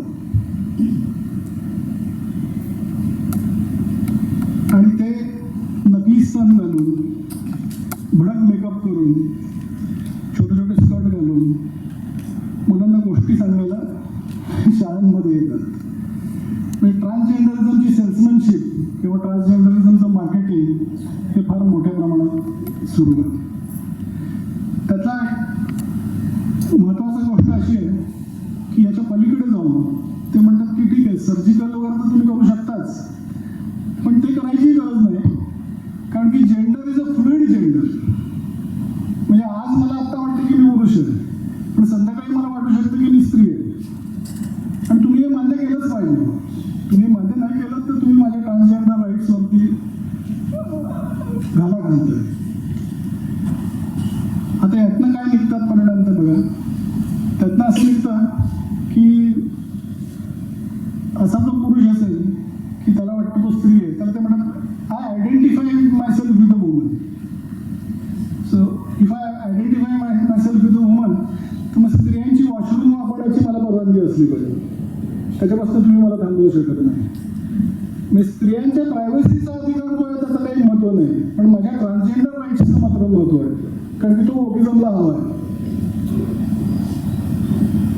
याच्या पुढे बघा, स्त्रियांच्या स्पोर्ट्समध्ये जे 100 वर्षापासून त्यांनी आपल्या खेळांचं विश्व उभं केलेलं आहे, त्याच्यामध्ये मी म्हणू शकतो की नाही, मला आत्ता वाटतंय मी स्त्री आहे, मला तुम्ही खेळू दिलं पाहिजे त्यांच्यामध्ये. आणि ते खेळू दिलं जातं. आपल्याला माहिती आहे ऑलिम्पिकमध्ये काय झालं. तो पुरुष स्त्रियांच्या बॉक्सिंगमध्ये उतरला आणि 56व्या सेकंदाला ती मुलगी बिचारी लढायला लागली. साहजिकच आहे, कारण की स्त्री आणि पुरुष बायोलॉजिकली वेगळे आहेत ना. ते समान वगैरे सगळं ठीक आहे, पण असं नाही होऊ शकत. त्याच्यापुढे इंग्लंडमध्ये एक केस झाली अशी, लंडनमध्ये एक सिरियल रेपिस्ट की बलात्काराच्या आरोपात पुन्हा पुन्हा तुरुंगात गेलेला. त्यांनी असं सांगितलं तुरुंगात असताना की मला आता वाटतं की मी स्त्री आहे आणि मला स्त्रियांच्या सेलमध्ये ठेवा. आणि तसं ठेवण्यात आलं. हे विशेष आहे. आणि मी तुम्हाला हे सांगतो की मी जे काय बोलतोय किंवा मी जे काय पुस्तकात लिहिलंय त्या प्रत्येक गोष्टीला प्रमाण आहे, पुरावा आहे. म्हणजे मी एकही गोष्ट खोटी सांगत नाही आहे, मी तुम्हाला आत्ता शब्दावर सांगू शकतो. तर या सगळ्या गोष्टी घडलेल्या आहेत. हे प्रकार सुरू आहेत. ते म्हणतात की प्रोनाऊन्स जे आहेत हे मला आता ही म्हणावं का शी म्हणावं का काय म्हणावं हे मी ठरवायचं. मला जर वाटत असेल मी स्त्री आहे तर तुम्ही मला ही म्हणणार तर माझा अपमान होतो ना. माझ्या ट्रान्सजेंडर राईट्सवरती तुम्ही आक्रमण करताय असं त्याचा अर्थ होता. मग शाळेत मुलांना विचारलं जातं की अरे बाळा तुला प्रोनाऊन कुठलं वापरायचं तुझ्यासाठी, आणि मग ते प्रोनाऊन तशी प्रोनाऊन्स वापरली जातात. अनेक शब्द म्हणजे आई, मदर असं म्हणायचं नाही, कारण की मदर आणि फादर म्हटलं की मग ती बायनरी तयार होते. मग स्त्री आणि पुरुष दोन वेगळे अस्तित्व आहेत असं तुम्ही मान्य करता. मग हा अपमान होतो ट्रान्सजेंडर्सचा. म्हणून त्यांना मिल्किंग पेरंट असं म्हणायचं. असे भाषेचा योग्य वापर असे काय म्हणतात वेगळ्या कंपन्या त्यांची पॉलिसीज डॉक्युमेंट्स तयार करतात की योग्य भाषा कशी वापरावी. तर आईला आई म्हणू नका, तिला मिल्किंग पेरंट म्हणा. किंवा स्त्रियांना लेडी किंवा वुमन असं न म्हणता मेन्स्ट्रुएटिंग पीपल असं म्हटलं पाहिजे. कारण एखादी स्त्री जी स्वतःला पुरुष समजते तिलाही मेन्स्ट्रुअल सायकल येऊ शकते, पण तुम्ही जर तिला स्त्री म्हणला तर तिचा अपमान झाला. म्हणून त्यांना मेन्स्ट्रुएटिंग पीपल म्हणायचं, स्त्री नाही म्हणायचं. कारण स्त्री पुरुष ही बायनरी दिसली नाही पाहिजे. एका शाळेत एका मुलींचा एक गट होता, त्यांचा एक प्रोफेसर मला वाटतं स्पोर्ट्सचा टीचर होता, तो वेल डन गर्ल्स असं म्हटलं. तर त्यातल्या एका मुलीने तक्रार केली की मी गर्ल नाही आहे, मी स्वतःला मुलगा समजते. आणि त्या शिक्षकाला त्याची नोकरी गमवावी लागली. हो, कारण ट्रान्सजेंडर राईट्स ही सगळ्यात महत्त्वाची गोष्ट आहे, बाकी दुसरं काही सगळं नसलं तरी चालेल. हा प्रकार आहे. म्हणजे मिल्किंग पेरंट म्हटलं, स्त्रीत्व कशात असतं, ते स्त्रियांना पाना का फुटतो, त्याच्यामागे वात्सल्य असतं, त्याच्यामागे प्रेम असतं, संवेदनशीलता असते. ते स्त्रीत्व आहे. नुसतं ऑपरेशन करून तुम्ही स्त्री नाही बनू शकत, किंवा नुसता भडक मेकअप लावून लिपस्टिक लावून तुम्ही स्त्री नाही बनू शकत. पण हे त्यांना कळत नाही, हे त्यांना मान्य करायचं नाही. कारण त्यांना समाजात विभाजनच करायचं, विध्वंसच करायचं. हा मोठा प्रश्न आहे. कारण कोणालाही कळलं की स्त्रीत्व काय असं इतकं सोपं असतं तर कोणी स्त्री बनलं असतं असं नाही आहे. पाना काय होतं स्त्रियांचं, वात्सल्य ही भावना स्त्रियांमध्ये असते, ती कुठनं आणणार तुम्ही, पण नाही. हा प्रश्न आहे. आता LGBTQ म्हणजे क्विअर म्हणजे क्विअर हा अतिशय भयंकर प्रकार. I am identify myself as a woman इथपर्यंत ठीक आहे. I am identify myself as a cat, आणि तेही तुम्ही मान्य करायचं. तुम्ही त्याच्यावर ऑब्जेक्शन नाही घेऊ शकत. ते एक मुलगी ऑस्ट्रेलियातली अचानक शाळेत 4 पायावर चालायला लागली आणि म्याव करायला लागली, पण शाळेने काही ॲक्शन घेऊ नाही शकत तिच्यावरती. ब्रिस्बेनमध्ये ऑस्ट्रेलियातच 4 मुली त्यांनी आपल्या शाळेच्या युनिफॉर्मला मागे मोकं पाडून घेतले. का? आता आमच्या शेफ्टीला जागा पाहिजे, because we identify ourselves as foxes.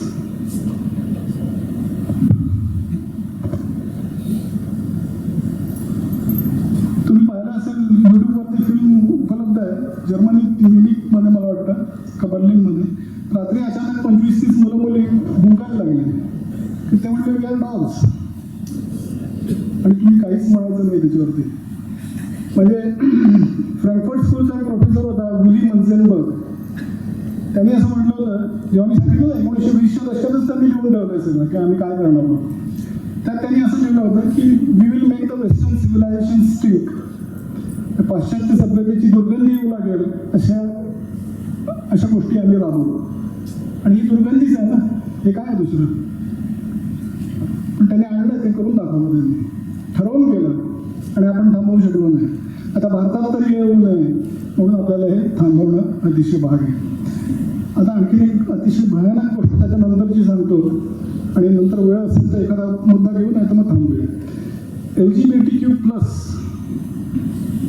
हा जो भाग आहे, तो प्लस म्हणजे काय, तर त्यांचं असं म्हणणं आहे की ह्या ज्या आम्ही सगळ्या गोष्टी वर्णन केल्या आहेत LGBTQ मध्ये, त्याच्या बाहेरची पण काही लैंगिकता असेल तुमची तर ती सुद्धा त्याच्यात इन्क्लूड झाली. म्हणजे लैंगिकतेवर बंधन नको, कुठल्याही प्रकारची लैंगिकता असेल तरी ती मान्य झाली पाहिजे, म्हणून एक प्लस.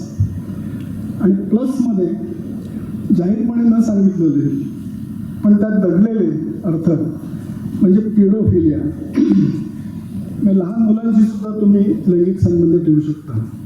याला नॉर्मलाइज करण्याचा प्रयत्न सुरू. आज डेमोक्रेटिक पक्षाचे, आणि डेमोक्रेटिक पक्ष अमेरिकेतला कल्चरल मार्क्सिस्ट पक्ष आहे. कारण त्यांनी तेव्हा हे लिहिलं होतं की त्यांना माहिती होतं की आपल्याला कम्युनिस्ट म्हणून आता कोणी स्वीकारणार नाही. कारण मी जसं सांगितलं की जे फेल्युअर होतं, मार्क्सचं फेल्युअर, रशियाचं फेल्युअर, त्यानंतर त्यांना हे कळलं होतं की कम्युनिस्ट म्हणून आपल्याला कोणी स्वीकारणार नाही. म्हणून त्यांनी या थेअरीज मांडल्या, वेगवेगळ्या थिअरीज. आणि त्या थिअरीजच्या मागे अनेक लोक आकर्षित झाले. आणि तेव्हा त्यांनी लिहिलं होतं 1920-1930च्या दशकात की आम्ही या पाश्चिमात्य जगातातले जे राष्ट्र आहेत त्या प्रत्येक देशातले एक पक्ष तरी आम्ही कमीत कमी आमच्या विचारांना मध्ये पूर्णतः कन्वर्ट करू.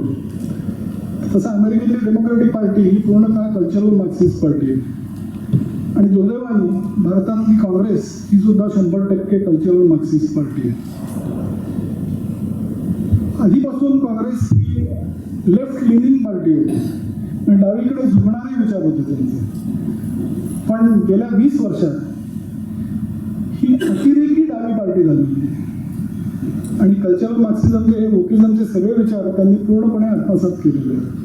काँग्रेसमध्ये आधी अनेक राष्ट्रवादी लोक होते. आज त्यांना काही स्थानच उरलेलं नाही. आजही असतील, आहेत, पण त्यांना आज कुठलंच स्थान उरलेलं नाही. कारण की पक्ष मुळात हा 100% अतिडावा झालेला आहे. तसंच अमेरिकेतला डेमोक्रॅटिक पक्ष अतिडावा झालेला. तर डेमोक्रॅटिक पक्षाचे अनेक नेते हे पिडोफिलिया किंवा चाइल्ड अब्यूज याच्यामध्ये सहभागी आहेत. त्याच्या पुढचा भाग म्हणजे बेस्टियालिटी, म्हणजे जनावरांशी सुद्धा तुम्ही लैंगिक संबंध ठेवायला हरकत नाही. आणि हे सुद्धा मान्य झालं पाहिजे, कारण की लैंगिकता मुक्त असली पाहिजे. हा इतका भयानक आणि घातक असा विचार आहे. आणि या गंमत अशी, या सगळ्या गोष्टी अतिशय आकर्षक मुखवट्यांच्या मागे केल्या जातात आणि म्हणून लोक त्याला फसतात. जसं म्हटलं, कम्युनिझमच्या ऐवजी काहीतरी क्रिटिकल थिअरी असं नाव देऊन त्याला काहीतरी अतिशय विद्वत्तेचं आभार निर्माण केली किंवा मुलावा निर्माण केला किंवा अनेक लोक त्याच्यामध्ये धावत गेले. तसंच ट्रान्सजेंडरिझम म्हणजे इन्क्लुझिव्हिटी, सर्व समावेशकता असली पाहिजे. अशी मानसिकता किंवा अशी लैंगिक प्रेफरन्सेस असलेले काही लोक असतील तर त्यांनाही समाजाच्या बाहेर टाकू नका, त्यांनाही सहभागी करून घ्या. हे ऐकायला खूप गोड वाटतं, पण नैसर्गिकरित्या ट्रान्सजेंडर असणारे 0.02% लोक असतात. पण आता यांनी ट्रान्सजेंडरिझमचं मार्केटिंग करून ट्रान्सजेंडर असणं म्हणजे काहीतरी फार चांगली गोष्ट आहे किंवा रायचियस गोष्ट आहे असं त्याला स्वरूप दिलेलं आहे. आता एकच शेवटचा मुद्दा सांगतो आहे, 5 मिनिटं, ठीक आहे. ट्रान्सजेंडरकडे लोक, ट्रान्सजेंडरिझमकडे मुलं का आकर्षित होतात पाश्चात्य जगतातली? तर मगाशी मी जसं सांगितलं तुम्हाला की शोषक आणि शोषित, तर ह्याच्यात त्यांचं स्ट्रॅटेजी अशी असते की शोषक गटातले जे लोक आहेत त्यांच्या डोक्यावर अपराधित्वाची भावना लादायची. तुम्ही सगळ्या गरीब लोकांचं शोषण केलेलं आहे. तुम्हाला जे काही यश मिळतं ते फक्त तुमच्या प्रिव्हिलेजमुळे मिळतं. व्हाईट प्रिव्हिलेज असं त्याला म्हणतात. भारतात त्याला ब्राह्मणिकल प्रिव्हिलेज असं म्हणतात. तर यश मिळवण्यामध्ये गुणवत्ता, महत्वाकांक्षा, हार्डवर्क, डिसिप्लिन याचा काहीच वाटा नाही असं त्यांचं म्हणणं आहे. फक्त तुम्हाला प्रिव्हिलेज आहे म्हणून तुम्ही यशस्वी होता. त्यामुळे गिल्ट कॉम्प्लेक्स, आणि जे शोषित गटातले लोक आहेत त्यांना व्हिक्टिमहुड कॉम्प्लेक्स दिला जातो, म्हणजे तुम्ही बळीची मानसिकता. आता आपण आपल्या आजूबाजूला बघतो की अनेक लोक, मलाही माहिती आहे, मला 100% खात्री आहे की तुम्हाला प्रत्येकाला माहिती असते की अतिशय प्रतिकूल परिस्थितीवर मात करून केवळ स्वतःची जिद्द, धडपड, मेहनत याच्यातून मार्ग काढत माणूस आयुष्यात फार मोठं यश मिळवतो, आपण बघतो. पण लहानपणापासून त्यांना सांगण्यात आलं की नाही, तुला काही उपयोग नाही, तुला असंच आहे, तुझं शोषणच होणार, कारण तू शोषित गटातला आहे. तुला सगळ्या गोष्टी आणून देण्याची जबाबदारी समाजाची आहे किंवा सरकारची आहे. त्यातून ही बळीची मानसिकता निर्माण होते आणि काही करण्याची जिद्दच संपून जाते, जिद्दच राहत नाही. बळीची मानसिकता आणि गिल्ट कॉम्प्लेक्स याच्यामध्ये समाज या दडपणाखाली आला की तो समाजाची घसरणच सुरू होते. आणि तीच आज पाश्चात्य जगाची झालेली आहे. आज पाश्चात्य जगात संपण्याच्या मार्गावर आहे, जे आपण बघतो आणि म्हणतो अनेक वेळा, ते खरंच आहे. पण हे आपोआप घडलेलं नाही, ते हे घडवण्यात आलेलं आहे. ही सगळ्यात महत्त्वाची गोष्ट आहे. मी एक मुद्दा राहिला सांगायचा, तेवढा पूर्ण करतो. या गिल्ट कॉम्प्लेक्समुळे काय होतं, तर तुम्ही विचार करा की वर्षाची मुलं मुली आहेत, विशेषतः मुली, कारण मुली या जास्ती संवेदनशील असतात. त्यांना जर सतत सांगण्यात आलं, तुम्ही एखादी गोरी मुलगी विचार करा 6 वर्षाची, काय बेटी किंवा व्हॉटेवर, तिला रोज शिक्षक जर सांगायला लागले, तुम्ही लोक आहात ना, तुम्ही या सगळ्या लोकांचं शोषण केलेलं आहे, तुमच्यामुळे या जगात सगळीकडे गरिबी आहे, तुमच्यामुळे अन्याय झालेला आहे, तर ते लहान मुलांच्या मनावर भयंकर मोठं दडपण निर्माण होतं. आपण जर सायकोलॉजिकली बघितलं तर ते सहन करण्याच्या पलीकडे त्यांच्यावर ते दडपण निर्माण होतं. आणि मग त्यांना काय वाटतं की अरे मला सुद्धा एखादी शोषित आयडेंटिटी असली पाहिजे, कारण की त्यांच्या स्किन कलरपासून तर ते सुटका करून येऊ शकत नाही, म्हणजे गोरेपणातनं तर सुटका करणं शक्य नाही. मग ते ट्रान्सजेंडर आयडेंटिटी घेतात, कारण की वोकिझमच्या नुसार ट्रान्सजेंडर्स हे सुद्धा शोषित आहेत. नॉर्मल सेक्शुअल फिलिंग्स असतील तर ते शोषक आणि ट्रान्सजेंडर फिलिंग असेल तर ते शोषित, असं त्यांनी ठरवलेलं आहे. आणि त्यामुळे एकदा मी जाहीर केलं की मी ट्रान्सजेंडर आहे, तर सडनली यू बिकम हिरो. तुमच्या क्लासमध्ये सगळ्या लोक म्हणतात वा हाऊ ब्रेव, सगळे शिक्षक वगैरे म्हणायला लागतात की अरे खरंच काय. मग तुम्ही इतर मुलींना असं वाटायला लागतं की ही एवढी हिरो झाली तर आता मी पण होते, ते पिअर प्रेशर ज्याला म्हणतात तशा पद्धतीने इतरही लोक म्हणायला लागतात की आम्ही पण ट्रान्सजेंडर आहोत. अशा प्रकारे ते पसरत जातं. आता हे बोलताना सांगताना कधी असं वाटेल की हे काहीतरी फार वाढवून सांगतो या माणूस, पण तसं नाही आहे, असंच घडतंय. 1440% वाढ झालेली आहे ट्रान्सजेंडर स्वतःला सांगणाऱ्या लोकांमध्ये. हे नैसर्गिक नाही आहे, उघड आहे, हे नैसर्गिक असणंच शक्य आहे. आणि हे जे मी मगाशी सांगितलं की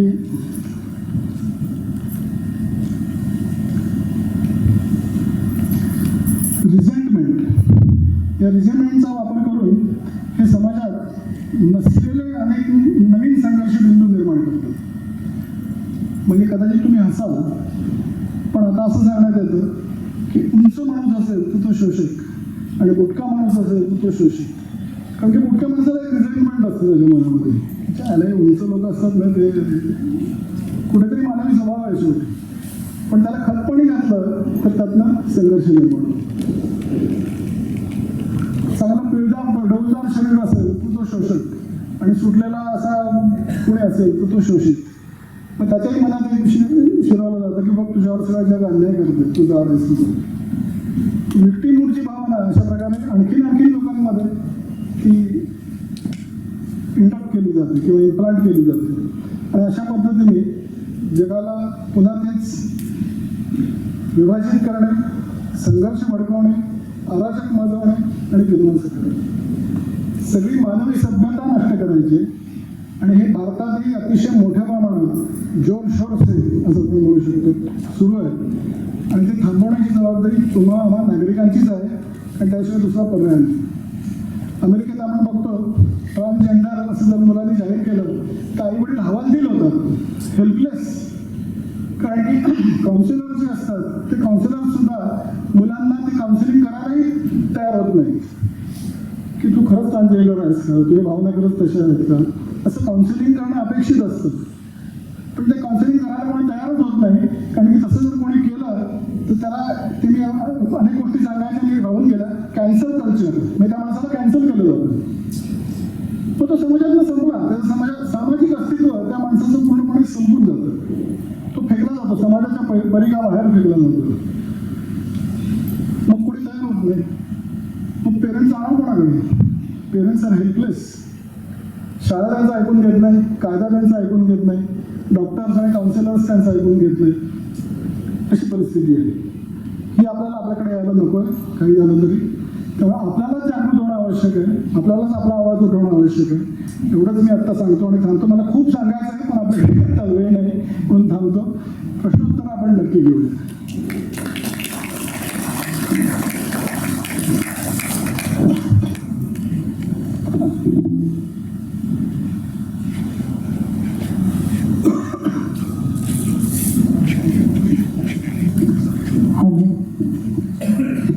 सर, जे सांगितलं तर धक्कादायक तर आहेच, कारण आत्ता आणि त्यामुळे ही वस्तुस्थिती बदलण्यासाठी अमेरिकन मॅन्युफॅक्चरिंग परत यावं. फक्त तेवढ्यासाठीच नाही, पण रोजगार परत निर्माण व्हावे, अर्थव्यवस्था रुळावर यावी. जागतिकीकरणाचा जो अतिरेक झाला आहे त्याची चक्र आता उलटी फिरायला लागली. त्यामुळे त्या अमेरिकेलाही आता ती उलटी फिरवणं आवश्यक आहे. त्यांनी जे सगळं मॅन्युफॅक्चरिंग घेऊन टाकलं होतं चायनाकडे, ते परत आणणं त्यांना आवश्यक आहे. त्यामुळे ती त्याची कन्सिस्टंट गोष्ट आहे. आणि दुसरी स्वतःचा फायदा ही त्याची दुसरी कन्सिस्टन्सी आहे की जिथे जिथे कॉन्ट्रॅक्ट होतील, जिथे जिथे त्याला स्वतःला, त्याच्या फॅमिलीला किंवा त्याच्या सर्कलला फायदा होईल, त्याला तो प्रायोरिटी देतो. या 3 कन्सिस्टंट गोष्टी जोडल्या तर बाकी सगळं तो कधीही काही बदलू शकतो. त्याचा त्याला काही स्वयंस्फूर्तक नाही आहे किंवा विधिनिषेध नाही, असं आपण म्हणू शकतो. भारतातील रोल बदलला या विचाराचा खूप मोठ्या प्रमाणात आपल्याला कळत नाही इतक्या मोठ्या प्रमाणात. जसं मी परवा सांगितलं, तर पुण्यातल्या एका सुप्रसिद्ध शाळेत जर हे लोक येऊन सांगत असतील आणि त्याच्यावर कुठलीही कारवाई होत नसेल तर कुठे पोहोचलोय आपण? मी तुम्हाला सांगितलं तर तुम्हाला धक्का बसेल. नीती आयोगानेच त्यांना पत्र दिलं होतं की हे लोक येतील तर त्यांना शाळेत तुम्ही म्हणजे मी सांगितलं ना की आकर्षक मुखवटे. त्या नीती आयोगाला माहितीच नाही की हे काय सांगणार आहेत तिथे जाऊन. त्यांनी असं सांगितलं असेल की जेंडर इन्क्लुझिव्हिटी या विषयावर आम्ही सांगणार आहोत. जेंडर इन्क्लुझिव्हिटी हे फार छान वाटतं ऐकायला, पण म्हणजे काय? म्हणजे तुम्ही ऑपरेशन करून शरीर बदलून घ्या, हे घातक आहे. मी खूप गोष्टी एकच उदाहरण देतो. माझा एक अतिशय जवळचा मित्र, गेल्या कमीत कमी 4-5 पिढ्या संघाशी जोडलेल्या, संघाचे प्रचारक त्यांच्या घरी रोज संध्याकाळी जेवायला यायचे अनेक वर्ष. अशा संस्कारातलं कुटुंब. त्या मित्राची मुलगी ही आपल्या मित्रमैत्रिणीने सांगते की मी बायसेक्शुअल आहे. त्या आईवडिलांना विचारायला माहीत नाही, पण माझ्या कानावर ते आलंय. काय करणार तुम्ही? सांगा. आपल्या मुलासमोर हटकत होतो आपण. बाकी सगळ्या जगाला आपण छानपण शिकवू शकतो, पण आपला मुलगा किंवा मुलगी जेव्हा अशा पद्धतीने जर बोलायला लागले तर तुम्ही हटकल म्हणता. मला माझं नाव महेश भागवत. तुम्ही जो सुरुवात केली तुमच्या व्याख्यानाची, त्याच्यामध्ये तुम्ही असं म्हणालात की डावे विचार यांचा बेस हा संघर्ष आणि विध्वंस अशा टाईपचा आहे. कुठेतरी मला असं वाटतं की थोडीशी एक जोड त्याला अशी द्यायला पाहिजे किंवा सुधारणा अशी करायला पाहिजे की जेव्हा भांडवलवादाचा अतिरेक झाला तेव्हा कामगार वर्गाची पिळवणूक अति झाली ब्रिटनमध्ये सुद्धा, आणि त्याला रिॲक्शन म्हणून समाजवाद उभारायला म्हणजे वरती आला. त्याच्यामध्ये मार्क्सवाद हा अगदी टिपेचा होता आणि मार्क्सवादी लोक म्हणतात की तो सायंटिफिक सोशलिझम होता, जेणेकरून त्यांना असं सांगायचं होतं की बाकीचे सगळे समाजवादी लोक आहेत ते थोडेसे कमी आहेत किंवा ते काही एवढे ठीक नाही आहेत, तर मार्क्सवाद हाच फक्त परफेक्ट आहे. मला असं वाटतं की मार्क्सने समाजाचं जे विश्लेषण केलं म्हणजे डायग्नोसिस केलं समाजातल्या प्रश्नांचं, जसा गावा हा पिळवणूक होता आणि मार्क्सची असं अनालिसिस होतं की असमानतेमुळे पिळवणूक होते, तर पिळवणूक थांबायला पाहिजे म्हणून असमानता पण काढली गेली पाहिजे, म्हणजे समानता आणली पाहिजे. असमानता कशी आणायची, तर मग त्याच्याकरता कामगार वर्गाने क्रांती करायची आणि मग अल्टिमेटली मार्क्स असं म्हणतो की मग स्टेटलेस सोसायटी होईल. तर मला असं वाटतं की डाव्यांचं जे काही चाललेलं आहे ते चुकीचंच आहे, त्याच्याबद्दल प्रश्नच नाही. तुम्ही जे काही सांगितलं त्याच्याबद्दल मी पूर्णपणे सहमत आहे. परंतु डावा विचाराचा जो गाभा किंवा एक मूळ होतं जे आता ते दुर्दैवाने विसरलेले आहेत, ते म्हणजे कुठेतरी पिळवणुकीला रिॲक्शन प्रतिक्रिया म्हणून होतं आणि असमानतेला अतिरेकी असमानतेला रिॲक्शन म्हणून ते होतं. तेवढा एकच मुद्दा मला जोडायचा होता. आणि दुसरं की दुर्दैव हे आहे की एक प्रकारे ह्या सगळ्याला विरोध असणारी एक रचना गेली 11 वर्ष आपल्या देशात असल्यानंतर सुद्धा दुर्दैव हे मी बघतो की अशा डाव्या विचाराचे प्राध्यापक, अशा डाव्या विचाराचे कलाकार, अशा डाव्या विचाराचे आणखी अनेक एलिट मधले लोक अजूनही त्यांच्या सिस्टममध्ये आहे आणि कुठेतरी सरकार ही व्यवस्था म्हणून सुद्धा अशा अनेक लोकांना अजूनही संधी देत आहे, हे दुर्दैव आहे. मी आपले 2-3 मुद्दे थोडक्यात चर्चा करतो. पहिली गोष्ट म्हणजे सायंटिफिक सोशलिझम. तर माझं अशी विनंती आहे की तुम्ही माझं पुस्तक जरूर वाचा. त्याच्यामध्ये एक प्रकरण मी सायंटिफिक सोशलिझम या विषयावरती लिहिलेलं आहे आणि त्यांची जी 3 थेरीज आहेत ती तिन्ही थेरीज ज्याच्या आधारावर ते म्हणतात की आम्ही सायंटिफिक आहोत, ते सायन्सचा जर निकष लावला तर 100% कोसळून पडतात, म्हणजे 100% खोटे आहेत. त्यामुळे सायंटिफिक सोशलिझम हा दावा पूर्णपणे चुकीचा आहे, पहिली गोष्ट. दुसरी गोष्ट,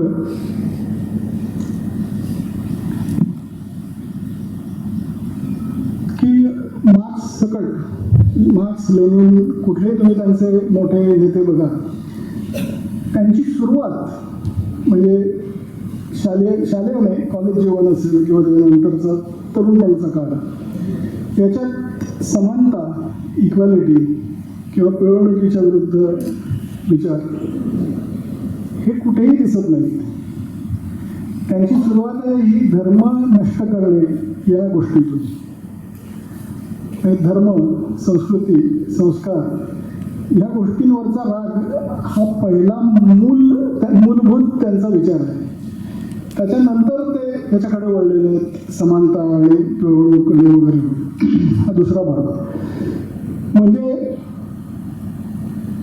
मूलभूत विचाराकडे लोक आकर्षित होणार नाहीत म्हणून त्याच्यासाठी आकर्षक मुखवटे घ्यायचे ही जी वृत्ती आहे त्याचाच तो एक भाग असू शकेल असं मला वाटतं.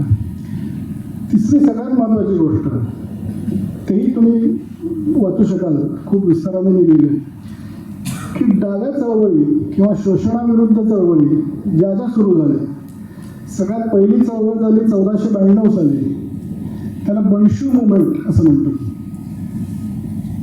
ती जर्मनीतल्या शेतकरी आणि शेतमजूर यांनी जमीनदारांविरुद्ध उठाव केला आणि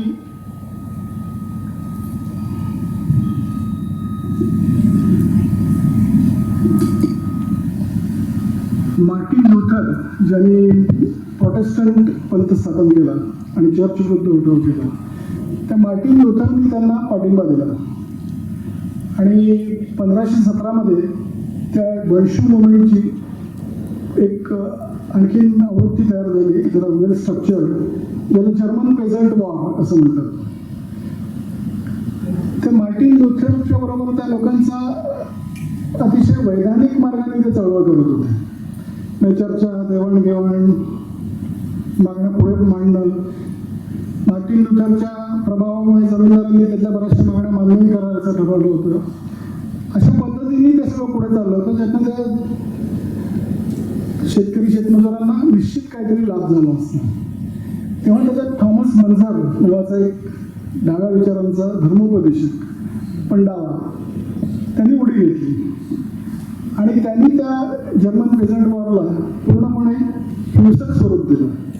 मी त्यांनी या लोकांना सांगितलं की हे चर्चा काय उपयोग नाही, रक्तपात झाल्याशिवाय काय होणार नाही असं म्हणून त्यांनी मोठ्या प्रमाणात हिंसा घडवली. जमीनदारची शक्ती निश्चितच जास्ती होती. त्यांनी या लोकांच्या कत्तली केल्या आणि आपल्या यांनी मार्टिन लुथरने सांगितलं की माझा पूर्ण प्रमाण झाला, मी तुम्हाला मदत करत होतो, तुम्ही इतक्या मोठ्या प्रमाणात हिंसा सुरू केल्यावर काय त्यातनं तेच होणार. त्यांनी त्याचा पाठिंबा काढून घेतला आणि त्यांना जे काही मिळत होतं तेही मिळालं नाही आणि परिस्थिती पुन्हा तशीच झाली. त्याच्यानंतरचे कुठल्याही तुम्ही चळवळी बघा, शोषितांना त्यांचे हक्क मिळावेत म्हणून फ्रेंच राज्यक्रांती असो, पॅरिस कम्युन असो किंवा इव्हन रशियन राज्यक्रांती असो, या तिन्ही वेळी या सगळ्या गोष्टी सर्वसामान्य लोकांनी आपल्या न्याय्य हक्कांसाठी सुरू केल्या आणि त्याला संविधानिक मार्गाने, देवाणघेवाणीच्या चर्चेच्या मार्गाने यश मिळत होतं. ते कदाचित थोडं कमी मिळालं असतं, पण ते यश मिळालं असतं. पुन्हा चर्चा पुढे सुरू झाली असते आणि याला आपण जे म्हणतो कॉन्झर्वेटिव्हिझम, त्या मार्गाने त्यांच्या परिस्थितीत निश्चित बदल होत गेला असता. पण फ्रेंच राज्यक्रांतीमध्ये सुद्धा जेकबिन्स हे डावे लोक उतरले, जे आधी ते नव्हते, आधी सर्वसामान्य नागरिकांनी सुरू केलं होतं, ते उतरले आणि त्यांनी त्याला हिंसक स्वरूप दिलं. पुन्हा राजाच्या हिंसा विध्वंस सगळं चक्र झालं आणि राजेशाहीच्या जागी पुन्हा नेपोलियनची राजेशाहीच निर्माण झाली. म्हणजे आम्ही रिपब्लिक स्थापन केलं आणि आम्ही राजेशाही संपवली वगैरे जे म्हणत होते, लोकांच्या हातात काय पडलं? काहीच नाही. म्हणजे हा जो क्लेम आहे की आम्ही शोषितांसाठी या चळवळी केल्या, हे मुळात शोषितांनी स्वतः सुरू केलेल्या होत्या, त्यांच्या न्याय हक्कांसाठी केल्या होत्या. ते त्यांच्या पद्धतीने चालवत होते. यांनी ते हॅजॅक केल्या आणि हॅजॅक करून त्याला मिळणारं यशही त्यांनी काढून घेतलं, संपवलं. रशियात तरी काय झालं शेवटी? रशियाला कोलॅप्सच व्हावं लागलं शेवटी. त्यामुळे हा जो विचार आहे त्याच्या उलट पाश्चात्य जगतात भांडवलशाही अतिशय हुशार असते. त्यामुळे जसं ग्रोथ व्हायला लागली तसं HRD डिपार्टमेंट्स निर्माण झाली, human resource development, personnel management. भांडवलशाहीने स्वतःहूनच कामगारांना करायला सुरुवात केली, कारण की कॉम्पिटिशन जशी वाढायला लागली. मग चांगलं मनुष्यबळ जर आपल्याकडे अट्रॅक्ट करायचं असेल तर त्यांना चांगलं ट्रीटमेंट दिली पाहिजे, चांगला पगार दिला पाहिजे. भांडवलशाही हुशार आहे, त्यांना कळलं, त्यांनी ते केलं. कम्युनिस्ट जगतात असं कुठेच आढळून आलं नाही की यांच्या चळवळींमुळे लोकांना काहीतरी फायदा झाला किंवा काही चांगलं घडलं. तर हेच आपण नीट जर समजून घेतलं तर हे अनेक जे गैरसमज आहेत हे त्यांनी निर्माण केलेले आहेत, ते आपण दूर करू शकतो असं माझं मत आहे. आपण पुस्तक वाचा हे ठरवा.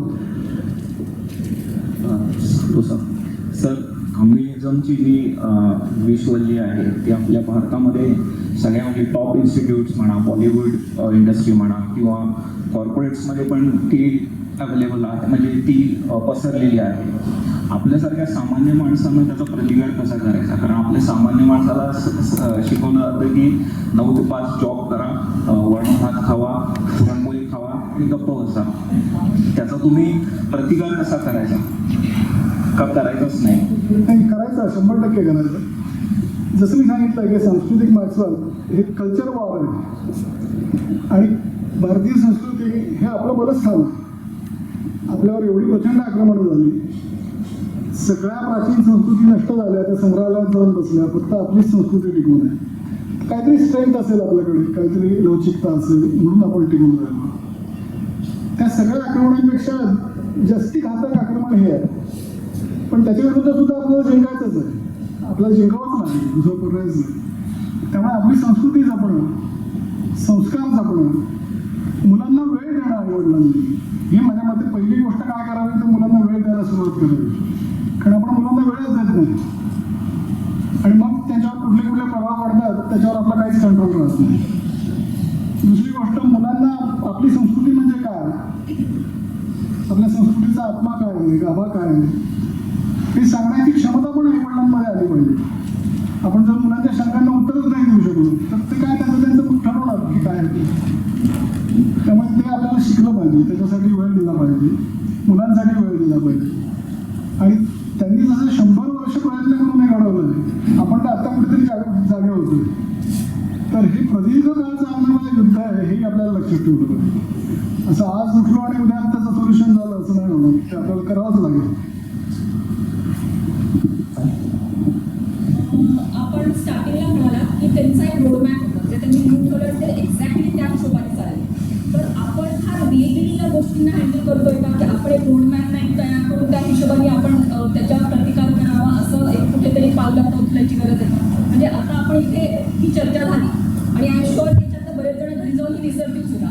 सो ही चर्चा कॉन्फरन्समध्ये म्हणजे ते इन्स्टिट्यूशन्समध्ये दिसले, आपण बाहेर बसून त्याच्यावर बोलण्यापेक्षा आपण तिकडे जाऊन त्या इन्स्टिट्यूशन्समध्ये, स्कूल्स, कॉलेजेस, कॉर्पोरेट्समध्ये हे विचार जे बाहेर आहेत तिथे कसे आहेत आणि तुमच्या घरी कसे येणार ते सांगण्याकरता आता टेक्निकली इथे जो वर्ग आहे तो आपल्या मुलांशी नाही बोलू शकत, कारण ते पालक सगळे कॉर्पोरेट्समध्ये ते 9 to 5 जॉब करतात आणि त्यांना हे विचार आहेत की नाही ही कल्पना नसते.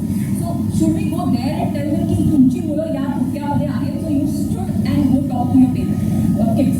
दुसरं की आपण एक मुखवटा घेऊन नसतोय की आपल्याकडे आपण एक संस्कृतीच्या नावाखाली की आम्ही खूप कम्फर्टेबल नाही होत आपल्या मुलांशी काही गोष्टींवर बोलायला. म्हणजे ओ माय गॉड नावाचा एक मूवी आला होता, त्याच्यामध्ये सेक्शुअल एज्युकेशनवर जेव्हा भाष्य झालं त्याच्यावर तुझ्या आम्ही असं म्हटलं अरे असं का बोलले, आपल्या इथे नाही.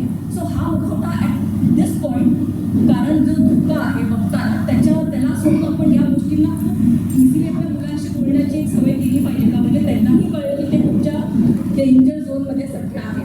नाहीतर असं होईल की अरे आहे आहे असंच होईल फक्त, आणि ते तुमच्या घरापर्यंत आल्यानंतर मग तुम्ही काही नाही करू शकणार. म्हणजे जसं तुम्ही एक उदाहरण दिलं, संघाचं असून सुद्धा जर ते घरात आले तर म्हणजे हे किती मोठे धोक्याची घंटा आहे. ते संस्कार घरात आहेत पण मुलांपर्यंत नाही पोहोचले ना.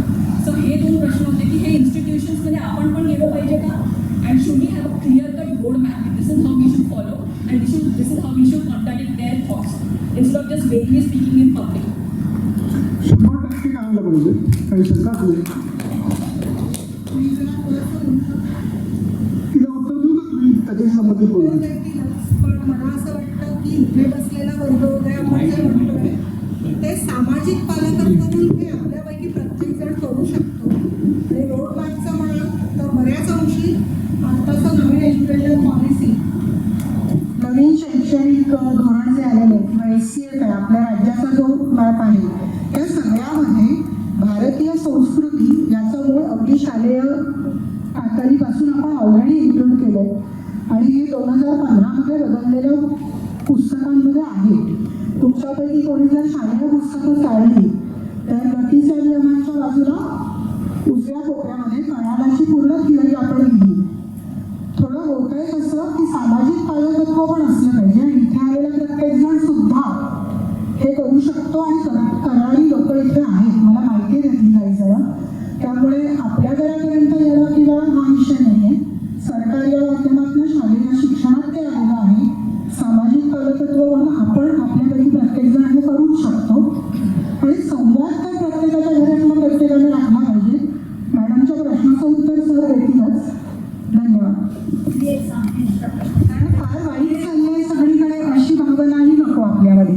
इथे आता तुम्ही म्हणाल ते ऐकले घरी कोणी जाऊन विसरणार शक्यच नाही, कारण हे सगळे आजी आजोबा वर्गातले आहेत आत्ता आले ते, आणि ते आपल्या नातवंडाला संस्कार करतच असतात आणि आपल्या मुलामुलांशी बोलू शकतात. म्हणजे असं माझ्या मते तुमचं. नाही, मी सांगतो तिच्या प्रश्नाचा. तू म्हणलीस तर बरोबर आहे की इन्स्टिट्यूशनलाइज केलंच पाहिजे, त्यात काही शंकाच नाही. फक्त वैयक्तिक लेवलवर लढण्यासारखे हे युद्ध नाही आहे. पण त्या दृष्टीने प्रयत्नही होत आहेत. म्हणजे आपण करत नाही आहोत असंही समजायला नको. जसं UPSC ट्रेनिंग मी मगाशी सांगितलं, तसं पुण्यामध्ये अविनाश धर्माधिकाऱ्यांची फार मोठी इन्स्टिट्यूट आहे IAS ट्रेनिंगची. ते त्यांना अतिशय योग्य पद्धतीने ट्रेन करतात. ते पुरेसं आहे का तर नाही, पण काहीच होत नाही असंही नाही. आणि ते शेवटी प्रत्येकाला आपल्यालाच करायचं आहे. कोण करणार शेवटी? हे समाजानेच ही जबाबदारी घ्यायला पाहिजे. तर त्यामुळे आपण जे आज ऐकलं ते विसरून तर नक्कीच नको जायला. ते आणखीन विस्ताराने समजून घ्यायला पाहिजे. आज मी तुम्हाला फक्त केवळ 5%च सांगू शकलो, 95% तर अजून बाकीच आहे. तर हे पहिलं नीट समजून घेणं, आपल्या घरामध्ये आपल्या सर्कलमध्ये ते लोकांना समजावून सांगणं, आपल्याकडनं जे होईल ते करणं. जसं आता मी हे पुस्तक लिहिलं माझ्यातर्फे, मला जिथे जिथे बोलायला आमंत्रण देतात तिथे मी 100% जातो. अनेकदा माझ्या खर्चाने जातो. माझ्याकडनं ते होऊ शकतं ते मी करतो. प्रत्येकाने आपल्याकडनं काय होऊ शकतं ते करावं. निदान आपल्या घरापुरतं तर आपण नक्कीच करू शकतो. आपल्या मुलांवर संस्कार करणं, आपल्या कुटुंबाला जोडून ठेवणं. आणि तिसरी गोष्ट, मुलांना प्रश्न जर विचारले तर ते उत्तर देता आलं पाहिजे, जे तू म्हणलीस ते बरोबर आहे.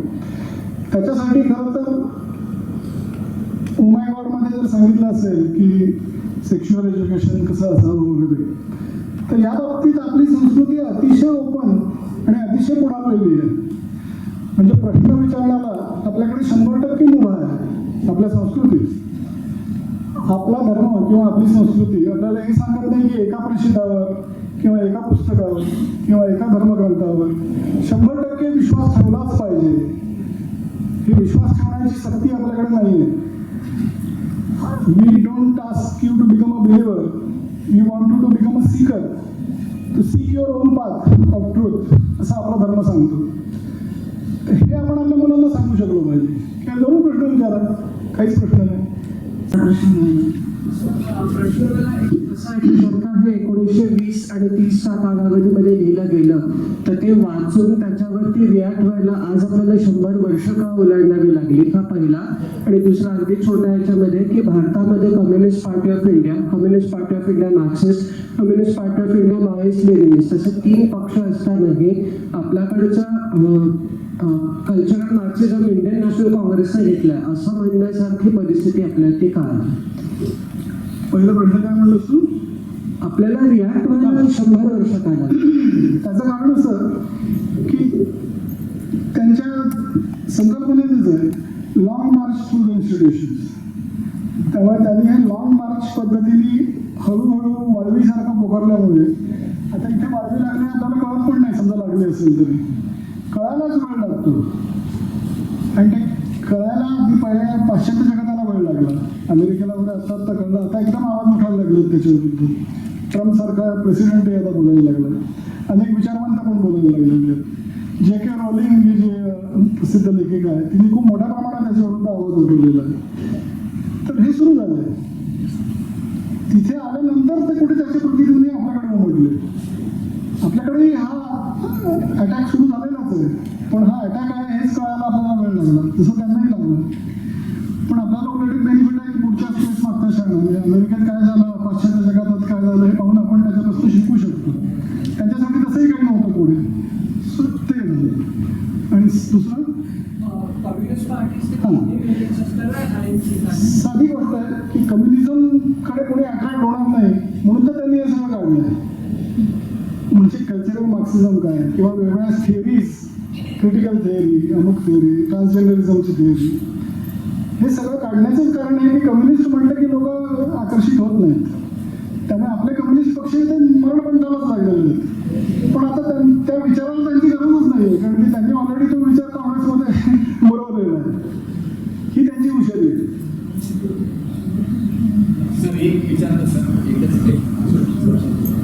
हे कम्युनिझम 1920 सालपासून यांनी हे केलं आणि जवळजवळ वेस्टर्न सिव्हिलायझेशन सगळ्या जवळ त्यांनी आता जवळजवळ अमेरिका किंवा ब्रिटन किंवा युरोपियन कंट्रीजमध्ये त्यांनी हा पसरला. पण इस्लामबद्दल त्यांचं का नाही आणि त्यांना का त्यांच्याबद्दल प्रेम आणि त्या इस्लामिक कंट्रीजमध्ये ते का पेनेट्रेट करू शकलेले नाही आहेत हा माझा भारतामध्ये त्यांनी केलं. थँक्यू तुम्ही हा प्रश्न विचारलात, कारण की हे माझं बोलायचं राहून गेलं होतं. माझं मलाच वाटत होतं की यार आपण हे बोललो नाही, तर ती मला तुम्ही संधी दिली त्याबद्दल धन्यवाद.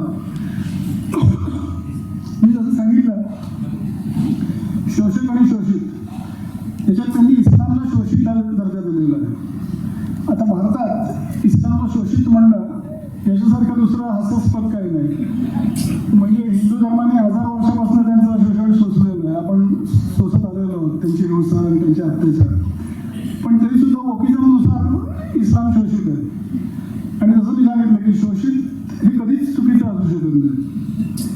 त्यामुळे तुम्ही इस्लामच्या कितीही गोष्टी दाखवून दिल्या आणि कितीही पुरावे दिले तरी त्यांचं म्हणणं आहे की वस्तुनिष्ठ सत्य असं काही नसतंच. आणि इस्लाम शोषित आहे, त्यामुळे तुम्ही काही जरी सांगितलं तरी ते मान्य करणार नाही. ही पहिली गोष्ट. दुसरी गोष्ट अशी की हिंसा आणि अराजक जर तुम्हाला बसवायचं असेल तर त्यासाठी इस्लामपेक्षा चांगला पार्टनर कोण मिळू शकेल तुम्हाला.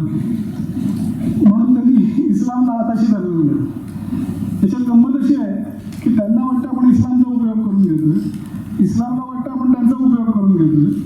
शेवटी कोणाला यश मिळणार आहे हे, कारण कुठेतरी एकच शेवटी टिकणार आहे, कारण दोघांनी संपूर्ण जगावर आपलं प्रभुत्व पाहिजे. तर कोण टिकणार याचं एक आपण झलक बघू शकतो. इराणमध्ये जेव्हा क्रांती झाली तेव्हा शहा हा विराट होता, तो अमेरिकेचा हस्तक होता. त्याच्याविरुद्ध कम्युनिस्टांनी सगळ्यात पहिल्यांदा आंदोलन सुरू केलं. पण त्यांना काही जनतेचा पाठिंबा मिळाला आहे काय फारसं कुठे, they are not getting anywhere. तर तेव्हा इराणमधल्या ग्रामीण तरुणांमध्ये अयातोल्ला खोमेनी हा खूप लोकप्रिय होत होता, त्याची प्रवचनं हे ते.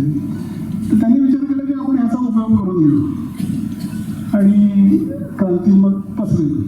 तर तसं त्यांनी त्याच्याबरोबर संधान बांधलं आणि इस्लामचा वापर करून ते सुरू केलं आणि ते यशस्वी झालं.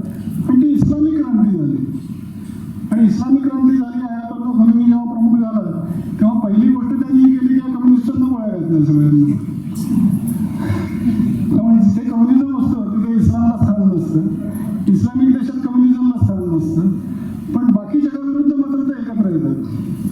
वैशिष्ट्य आहे.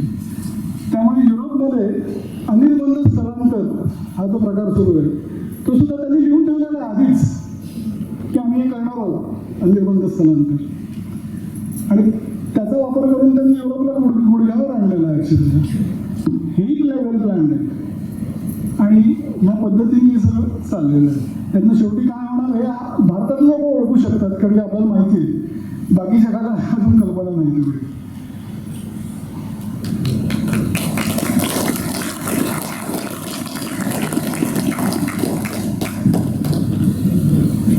सरांनी सुरुवातीला म्हटलं ते मंत्रमुग्ध करू शकणार नाही, पण मला वाटतं त्याच्याही पुढच्या स्टेजला त्यांनी आपल्याला नेऊन ठेवलंय. सगळ्यांना बऱ्याच जणांना बहुतेक कल्चरल शॉक लागला असेल. माझ्या घरी 20-22 वर्षाची मुलं आहेत माझी, त्याच्यामुळे या टर्मिनॉलॉजी मी त्यांच्याकडनं एक्सप्लेन करून घेत असते आणि माझ्या दुर्दैवाने त्यांना तर चुकीच्या वाटत नाही आहेत. त्याच्यामुळे मला सतत आता घरीच भरपूर काम करावं लागणार आहे त्याच्यासाठी. आणि हिने जो प्रश्न विचारला तर मला वाटतं की आपली आधी संस्कृती मोकळी होती हे आपण ओपनली आता मान्य करायला पाहिजे. आपल्यावर जेव्हा 150 वर्षांहून अधिक ब्रिटिशांचं राज्य होतं तर त्यांनी आपलं कल्चर, आपली शिक्षण पद्धती ज्या पद्धतीने विध्वंस केला त्याच्यामुळे माझी पिढी आणि माझ्या आधीची पिढी हे आधीच्या तत्वज्ञानाला पुढच्या पिढीशी कनेक्ट करू शकत नाही. हे अपयश आम्ही मान्य करायला पाहिजे. आम्ही स्वतः सगळा इतिहास, संस्कृती नीट अभ्यासून मुलं पुढे काय प्रश्न विचारतील त्यासाठी स्वतःला तयार करायला पाहिजे. आणि मला वाटतं गुळवणी महाराजांचा किंवा असं काहीतरी प्रश्नोत्तर मी वाचली होती की आता समाजात सगळीकडे काटे पसरले तर मी काय करू. त्यांनी म्हटलं तू चप्पल वापर. तर माझ्या मते आपल्यासाठी आपली संस्कृती, आपले विचार, कुटुंब पद्धती हे आपल्यासाठी ती आपली चप्पल ठरणार आहे की जी आपल्याला काट्यातून मार्ग काढून दाखवेल. त्याच्यामुळे सगळ्यांनीच खरंच विचार करून आणि आपल्या संस्कृतीचा अभ्यास करून पुढच्या पिढीशी संपर्क साधणं अतिशय कठीण आहे. कारण आपण आता जूनमध्ये जे सगळं ऐकलं तो प्राईड मंथ म्हणून डिक्लेअर केलेला आहे. LGBTQ कम्युनिटीचा हा महिना आहे. म्हणजे आपण कसं चातुर्मास वगैरे पाळतो तसं ते हा प्राईड मंथ म्हणून वापरतात. आणि सगळीकडे तुम्ही युरोपमध्ये गेलात तर तुम्हाला ट्राम पण त्यांच्या सप्तरंगात रंगवलेल्या दिसतील. कुठच्याही फॉरेन युनिव्हर्सिटीमध्ये त्यांना तो इंद्रधनुष्याचा, ज्याला LGBTQचा फ्लॅग म्हणतात, तो लॅबमध्ये म्हणजे रिसर्च लॅब असो किंवा कुठेही तो मांडणं म्हणजे सभ्यतेचं आणि ग्लॅमरचं प्रतीक झालेलं आहे. त्याच्यामुळे जगात तर ते झालंच आहे. आणि नाशिक सारख्या ठिकाणी सुद्धा प्राईड मंथची परेड निघते. हे तुम्ही वेळीच लक्षात घेऊन भोकी जाऊन त्यांचं सुद्धा आपण उभोक व्हायला हवे, जागे व्हायला हवे अशी वेळ आलेली आहे. ज्या आजचं व्याख्यान परिस्थितीचं जाणून ठेवून गेलं हे खरं आहे. उत्तम व्याख्यान झालं त्याबद्दल झोप सरांचे मनपूर्वक आभार. आणि तुम्ही सगळ्यांनी ऐकलं आणि आता ते नक्की विचार मंथन होईल त्यासाठी तुम्हालाही खूप शुभेच्छा. आता हे असेच उत्तम कार्यक्रम मंचातर्फे सादर होणार आहेत. पुढच्या महिन्यात शंतनू आचार्य इस्रायलच्या वॉरबद्दल होणार आहे. त्याच्यानंतर मिलिंद जोगांचं आणि मृदुला बेळे यांचं लेक्चर असेल. त्याच्याबद्दल विषय आणि बाकीचं सगळं आपल्या व्हॉट्सअप ग्रुपवर सांगण्यात येईल. तुम्हाला व्हॉट्सअप ग्रुप जॉईन करायचं असेल तर तिथे QR कोड ठेवलेला आहे, स्कॅन करून तुम्ही जॉईन करू शकता किंवा आम्ही आजच्या रजिस्ट्रेशनमधनं नंबर घेऊन तुम्हाला ग्रुपवर ॲड करू शकतो. आता हे सगळे कार्यक्रम सुरू असतात त्यासाठी आर्थिक मदतीची गरज असते. जनधन योजनेतर्फे हे काम साकार होत असतं. तुम्हाला कोणाला आर्थिक मदत करायची असेल तर चारकोप कल्चरल अँड स्पोर्ट्स फाउंडेशनच्या नावाने तुम्ही चेक देऊ शकता. त्यात ATGची सोय उपलब्ध आहे. आणि आधी ज्यांनी डोनेशन दिले त्यांचे चेक दीपाली गोखलेकडे रिसिप्ट आलेले आहेत, त्या कृपया घेऊन जाईल.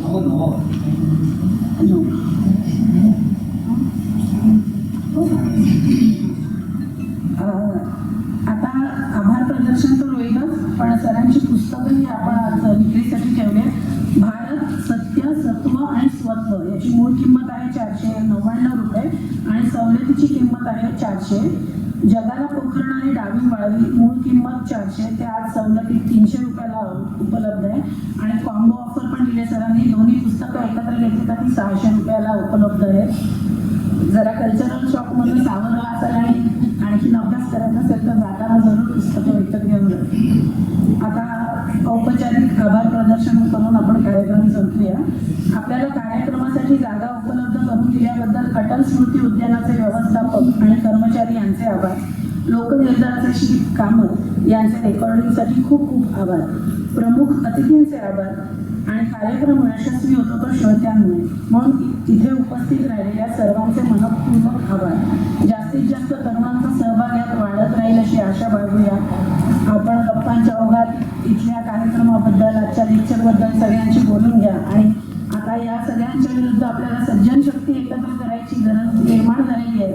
सो दॅट ज्यांना उत्तर माहिती नसतील ते एकमेकांशी शेअर करून पुढच्याचं चांगल्या रीती प्रबोधन करू शकतात. त्यामुळे आज तुम्ही सगळे उपस्थित राहिलात त्याबद्दल आभार. आणि पुढच्या वेळी आणखीन तरुणांना याच्यात सहभागी करून घेऊ अशी आपण प्रार्थनाच करू शकतो. तर आपण विश्वप्रार्थना म्हणून आपल्या कार्यक्रमाची सांगता करू.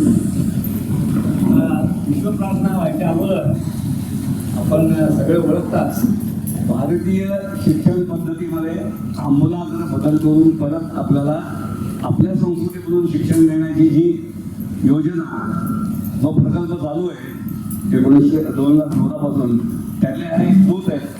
कांचनताई जोशी आणि यांच्याकडे खूप मोठा त्या प्रकल्पापैकी भाग आहे. या आपल्याकडे एकदा अध्यक्ष म्हणून आलेल्या होत्या. फक्त एक ओळख करून देतो ना, हा विषय आजचा आहे म्हणून मी त्यांना परत इथे येऊन परिचय करून देतो. आपण गणपतीनंतरची प्रार्थना करतो तीच आपण प्रार्थना आता करायची आहे. सगळ्यांची नक्की पाठ असेल, फक्त त्यावेळेला जो आरडा कोरडा करून म्हणतो ती न करता आपण शांतपणे म्हणूया. हरि ओम यज्ञेन यज्ञमय यंतदेवास्तानि धर्माणि प्रथमान्यासन्न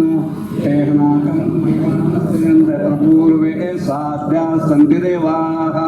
ओम राजाधिराजाय प्रसय्यसायिने नमो वयं वै श्रवणाय कुर्मे समे कामान् कामकामाय मह्यं कामेश्वरो वै श्रवणो ददातु. कुबेराय वै श्रवणाय महाराजाय नमः. ओम स्वस्ति राम राज्यं भोज्यं स्वराज्यं वैराज्यं पारमेष्ठं राज्यं महाराजमाधिपत्यमयं समन्तपर्या ईस्यात् सर्वमस्सार्वायुष आन्दापराधात् पृथिव्ये समुद्रपर्यन्ताय एकरायति तदप्रेषश्लो गोविदितो मरुतपरिवेष्टारो मरुतस्यावसङ्गे आविष्यतस्य कामप्रे विश्वे देवा सभास्तर इति. भारत माता की